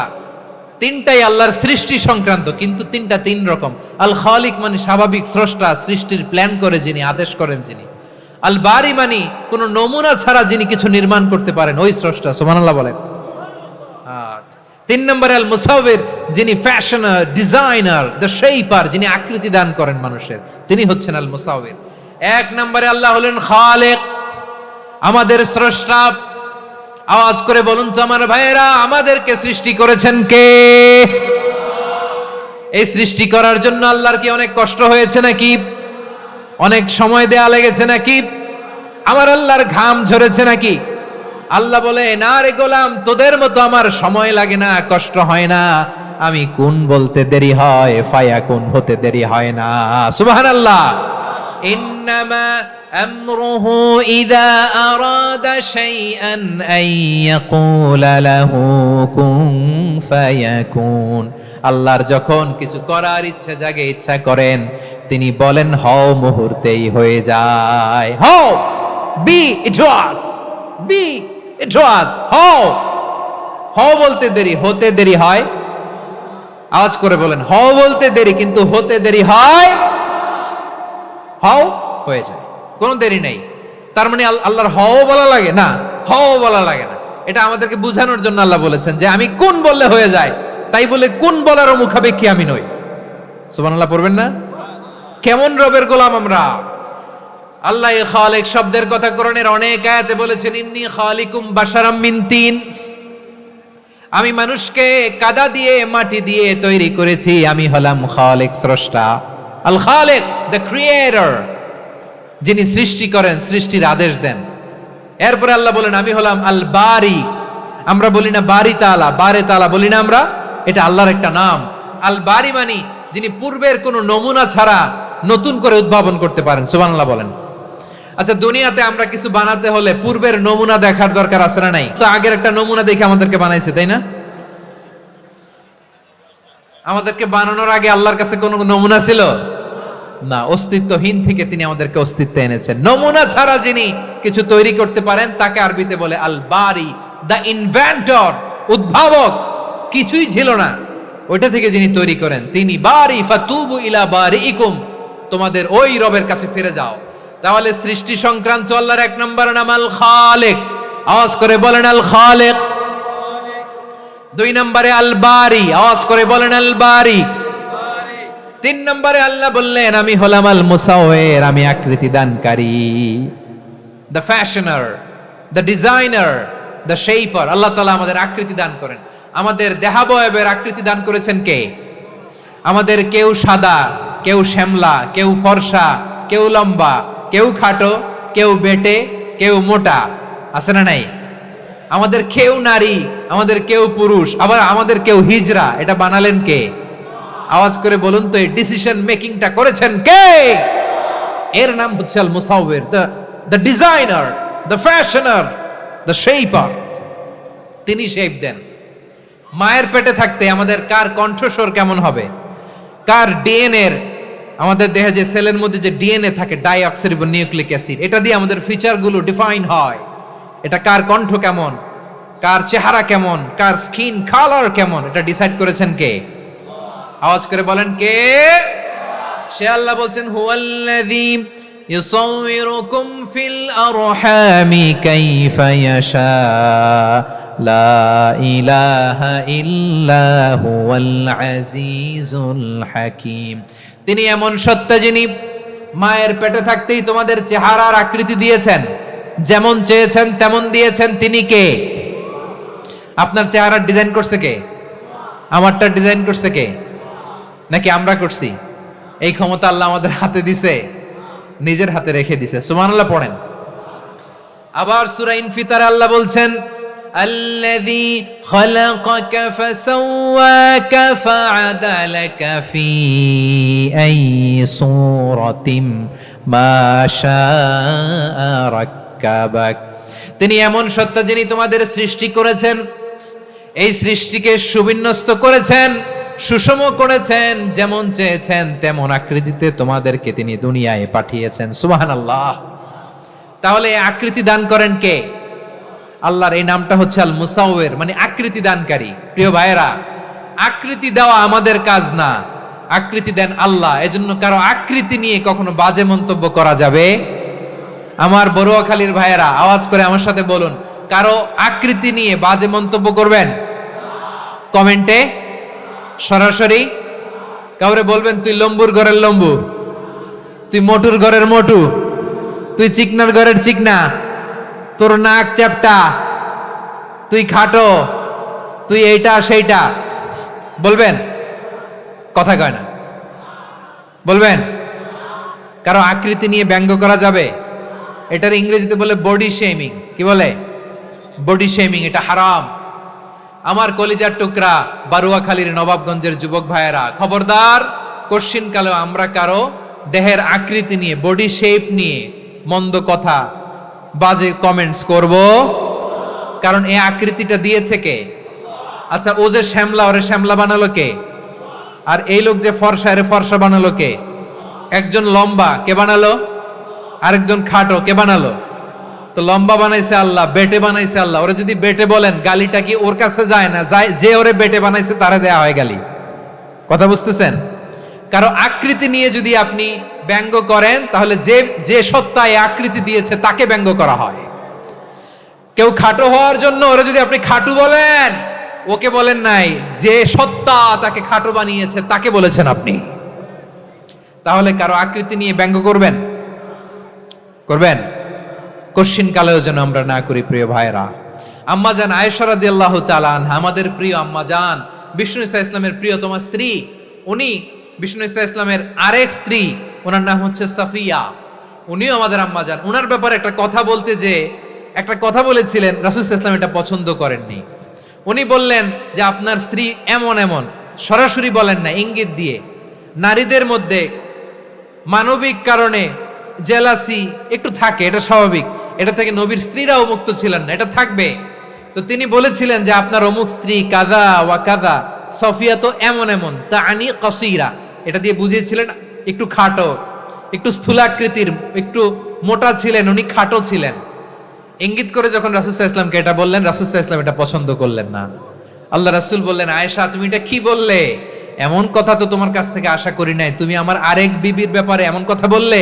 আয়েশা তুমি কি জানো, লাকাদ কুলতি কালিমাতান লাউ মুজিজাত বিমাইল বাহরি লামাজাজাতহু, তুমি এমন একটা কথা মুখ দিয়ে উচ্চারণ করেছো, এই শব্দগুলো যদি সাগরের পানিতে ছেড়ে দেয়া হয়, এই কথার তিক্ততার পঙ্কিলতার কারণে নীল সাগরের পানি মুহূর্তেই কালো হয়ে যাবে। আয়েশা খবরদার, আর এরকম বলো না, আর বলো না। রাসূল সাল্লাল্লাহু আলাইহি ওয়াসাল্লাম কখনো বডি শেমিং কে স্পেস দিতেন না, সুযোগ দিতেন না। আল্লাহ নবী সাল্লাল্লাহু আলাইহি ওয়াসাল্লামের এক সাহাবী আব্দুল্লাহ ইবনে মাসউদ রাদিয়াল্লাহু তাআলা আনহু, ওনার পাগুলো ছিল খুব সরু আকৃতির, ক্রিশ বর্ণের, চিকন। উনি আরাক নামে এক গাছের উপরে উঠেছেন, ডাল ভাঙবেন, ডালা ভেঙে কি করবেন, মেসওয়াক করবেন। তো বাতাসের ঝাপটায় ওনার লুঙ্গি একটু সরে গেল, নিচ থেকে লোকেরা ওনার ওই চিকন পা দেখে ফেললো, দেখে সবাই হেসে কুটি কুটি হাসতেছে সবাই। বিষ্ণু সাল্লাল্লাহু আলাইহি ওয়াসাল্লাম বললেন, হাসলা কেন? সব সাহাবারা বলে, ইবনে মাসুদের পা দেখে হাসছি। রাসূল সাল্লাল্লাহু আলাইহি ওয়াসাল্লাম বলেন, আমার আব্দুল্লাহ ইবনে মাসুদের পা দেখে তোমরা এরকম হাসলা, তার আকৃতি নিয়ে তোমরা এরকম করলা, তোমরা কি জানো? ওয়াল্লাযী নাফসি বিয়াদিহি, সেই সত্তার শপথ যার হাতে আমার আত্মা, লাহুমা আসকালু ফিল মিজানি মিন উহুদ, আমার ইবনে মাসুদের পা দুইটা যদি মিজানের পাল্লায় কিয়ামতের দিন উঠিয়ে দেওয়া হয়, উহুদ পাহাড়ের চেয়ে বেশি ভারী হয়ে যাবে। খবরদার কারো আকৃতি নিয়ে ব্যঙ্গ করো না, কারণ আকৃতি সে নিজেরা বানায় নাই, এই আকৃতি দিয়েছে কে? ও ভাই, আমার আকৃতি কেমন হবে এটা ফিক্স করার দায়িত্ব যদি আল্লাহ আমাকে দিত, আমি কি করতাম বলেন তো দেখি, উত্তর দেন। হ্যাঁ, সুন্দর করে নিজেকে সুশোভিত করে, শুভ্র ফর্সা, ড্যাশিং, ফ্যাসিনেটিং, স্মার্ট করে নিজেকে তৈরি করতাম, ঠিক কিনা? কোন নারীকে যদি তার চেহারা, রং, গড়ন, অবয়ব, দেহাবয়ব, আকৃতি, শেপ কেমন হবে এটা ফিক্স করার দায়িত্ব যদি আল্লাহ তাকেই দিয়ে দিতেন, সে নিজেকে সবচেয়ে সুন্দরী, সবচেয়ে রূপবতী করে তৈরি করতো, ঠিক কিনা? তো এটা আল্লাহ তাআলা দেন নাই, এটা পরীক্ষা হিসেবে রেখে দিয়েছেন। আল্লাহ কাউকে ফর্সা বানিয়েছেন, এটা তার জন্য পরীক্ষা। কাউকে আল্লাহ শ্যামবর্ণের বানিয়েছেন, এটা তার জন্য পরীক্ষা। কাউকে আল্লাহ নারী বানিয়েছেন, এটা পরীক্ষা। কাউকে পুরুষ বানিয়েছেন, এটাও পরীক্ষা। চিল্লায় বলেন আল্লাহু আকবার। সে আল্লাহ বললেন, গোলাম আমি হলাম মুসাওয়ির, আকৃতি দানকারী, the fashioner, the shaper, the designer. এজন্য কারো চেহারা নিয়ে আজকে থেকে আমরা আর কোনো বাজে মন্তব্য করব, মনে থাকবে? আমার মায়েরা, বোনেরা, মহিলা প্যান্ডেলে যারা শুনেছেন, আপনারাও আপনার কোনো বোনকে কখনো তার চেহারা নিয়ে, আকৃতি নিয়ে কটু কথা বলতে পারবেন? আল্লাহ আমাদেরকে যাকে যেরকম বানিয়েছে এতেই আমরা হ্যাপি, ঠিক কিনা? অন্যেরটাও বলতে পারবেন না, নিজেরটাও পারবেন না। আয় রে আমি এত কালা কেন, আয় রে আমি এত খাটো কেন, আয় রে আমি এত, এগুলো বলা যাবে?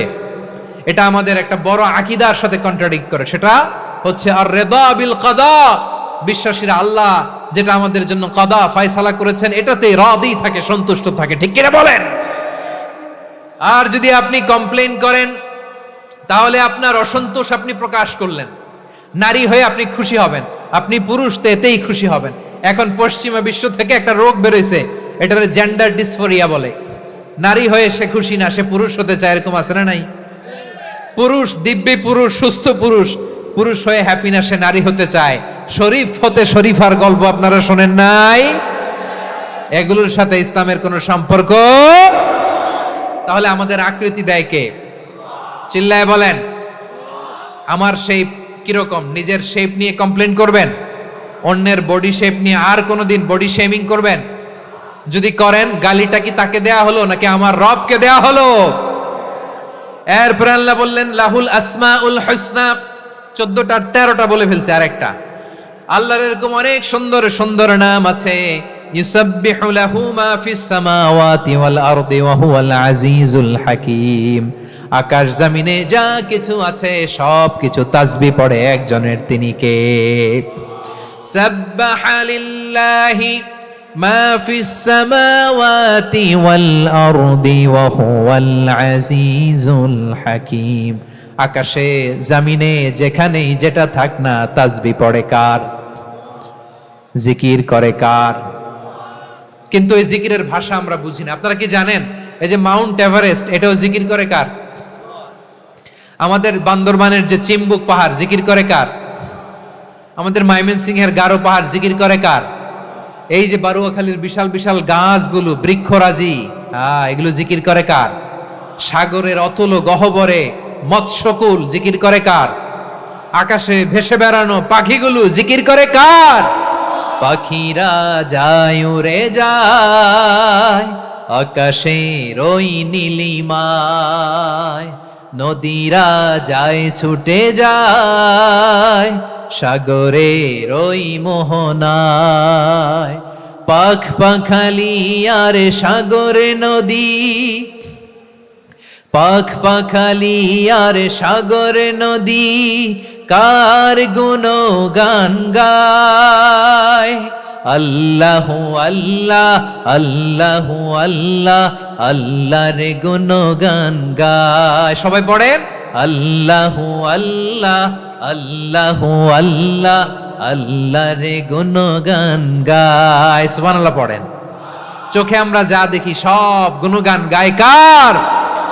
এজন্য আল্লাহ বললেন ওয়া ইম মিন শাইইন ইল্লা ইউসাব্বিহু বিহামদিহি ওয়ালাকিন লা তাফকাহুনা তাসবিহাহুম।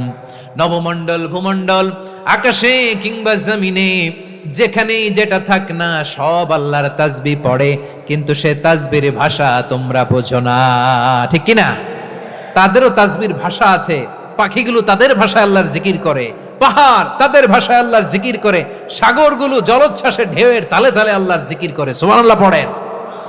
সে আল্লাহ বললেন ইউসাব্বিহু লাহু মা ফিস সামাওয়াতি ওয়াল আরদি, আকাশে যা আছে তাও আল্লাহর তাসবিহ পড়ে, জমিনে যা আছে তাও আল্লাহর তাসবিহ পড়ে। ওয়া হুয়াল আজিজুল হাকীম, তিনি হলেন আজিজ, মহাপরাক্রমশালী, প্রজ্ঞাময়। আল আজিজ এই ব্যাখ্যা আগে করেছি। আল হাকিম সর্বশেষ 14 নম্বর আল্লাহ তাআলার গুণবাচক নামটি হচ্ছে আল হাকিম। আল হাকিম মানে হচ্ছে প্রজ্ঞাময়, the wise, the all wise. আল্লাহর সব কাজে প্রজ্ঞা আছে না নাই?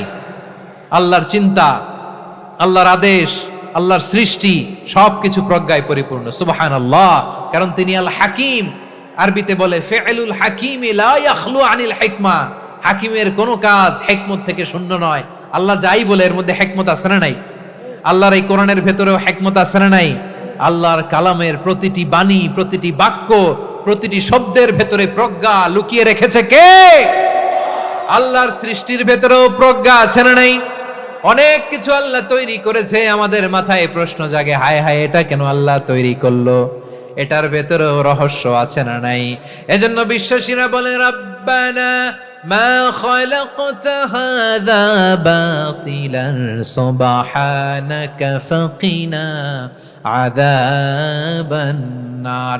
ও আমাদের রব, এই জমিনে যা আমরা দেখি কোনো কিছুই তুমি এমনি এমনি সৃষ্টি করো নাই, তুমি আগুনের শাস্তি থেকে আমাদেরকে বাঁচাও, পড়ে না আমিন। সবকিছুর মধ্যে হিকমা আছে, এই কোরআনেও হিকমা আছে। আল্লাহ বলছেন ইয়াসিন ওয়াল কোরআনিল হাকিম, প্রজ্ঞাময়, বিজ্ঞানময় কোরআনের শপথ। আল্লাহর সব কাজের ভেতরে হিকমা, প্রজ্ঞা আছে না নাই? সে আল্লাহ বললেন গোলাম, সূরা হাশরের শেষ 3 আয়াতের ভেতরে আমি আল্লাহর 14টি গুণবাচক নাম উল্লেখ করে দিয়েছি। যখন জপতে মন চাইবে এই নামগুলো দিয়ে জপবি। যখন ফরিয়াদ করবি আমার এই নামগুলো দিয়ে আমি আল্লাহর কাছে ফরিয়াদ করবি। ঠিক কিনা বলেন? রাজি আছেন? এই যে আর রহমান, আর রাহিম, আল কুদ্দুস, আস সালাম, আল জব্বার, আল আজিজ, আল হাকিম, এই নামগুলো ধরে ধরে আল্লাহরে ডাকতে রাজি আছেন? খেয়াল করবেন প্রিয় ভাইরা, দোয়া কবুলের কিছু শর্ত আছে। এর মধ্যে একটা শর্ত হচ্ছে আল্লাহর সুন্দর সুন্দর নামগুলো ধরে ধরে আল্লাহকে ডাকা, তাহলে ওই দোয়াগুলো আল্লাহ তাআলা কবুল করে। এই নামগুলো আরো বিশেষ করে বেশি করে জানার চেষ্টা করবেন, তাহলে আল্লাহর প্রতি অগাধ আস্থা, বিশ্বাস, ভালোবাসা আমাদের বাড়বে। এই যে 14টা নাম আল্লাহর পরিচয় আমরা ইন ডেপথ জেনেছি, আল্লাহর প্রতি আপনাদের আস্থা বেড়েছে না? আল্লাহর প্রতি আমাদের ভালোবাসা আরো প্রগাঢ় হয়েছে না? আমরা যখন ডাকবো তার নামেই ডাকবো, জিকির করব তার নামেই করব, ঠিক যেমনটি আল্লাহ শিখিয়েছেন। ঠিক কিনা বলেন? এবং এই নামগুলো থেকে আমাদের যে শিক্ষা, এই শিক্ষাগুলো আমরা আমাদের জীবনে বাস্তবায়ন করব। সব শেষ কথা বলি প্রিয় ভাইয়েরা, সব শেষ কথা বলি, এই যে আমাদের রবকে আমরা চিনলাম, একাগ্রভাবে এই রবের দিকে ঝুঁকে পড়েন, গোটা বিশ্ব আপনার দিকে ঝুঁকে পড়বে। আই রিপিট, আমি আবারও বলছি, আপনার রবের দিকে আপনি একনিষ্ঠভাবে ইখলাসের সাথে ঝুঁকে পড়ুন, তাম দুনিয়া আপনার দিকে ঝুঁকে পড়বে। ঠিক কিনা বলেন? আল্লাহ তাআলা আমাদের সবাইকে কথাগুলো বোঝার ও আমল করার তৌফিক দান করুক। যে কথাগুলো বললাম, সর্বপ্রথম আল্লাহ তাআলা আমাকে এবং আপনাদের সবাইকে আমল করার তৌফিক দান করুক। হাযা মা ইনদি ওয়াল ইলমু ইনদাল্লাহ আলাইহি তাওয়াক্কালতু ওয়া ইলাইহি উনীব। সুবহানাকাল্লাহুম্মা বিহামদিকা আশহাদু আল্লা ইলাহা ইল্লা আনতা আস্তাগফিরুকা ওয়া আতুবু ইলাইক। এখানে আমাকে কিছু কপি দেয়া হয়েছে আপনাদের জন্য, একটা সামান্য উপহার। এক নজরে কোরআন, নাম শুনেছেন না? অনেক বছরের পরিশ্রম আমার, পুরো কোরআনকে 600 পৃষ্ঠার মধ্যে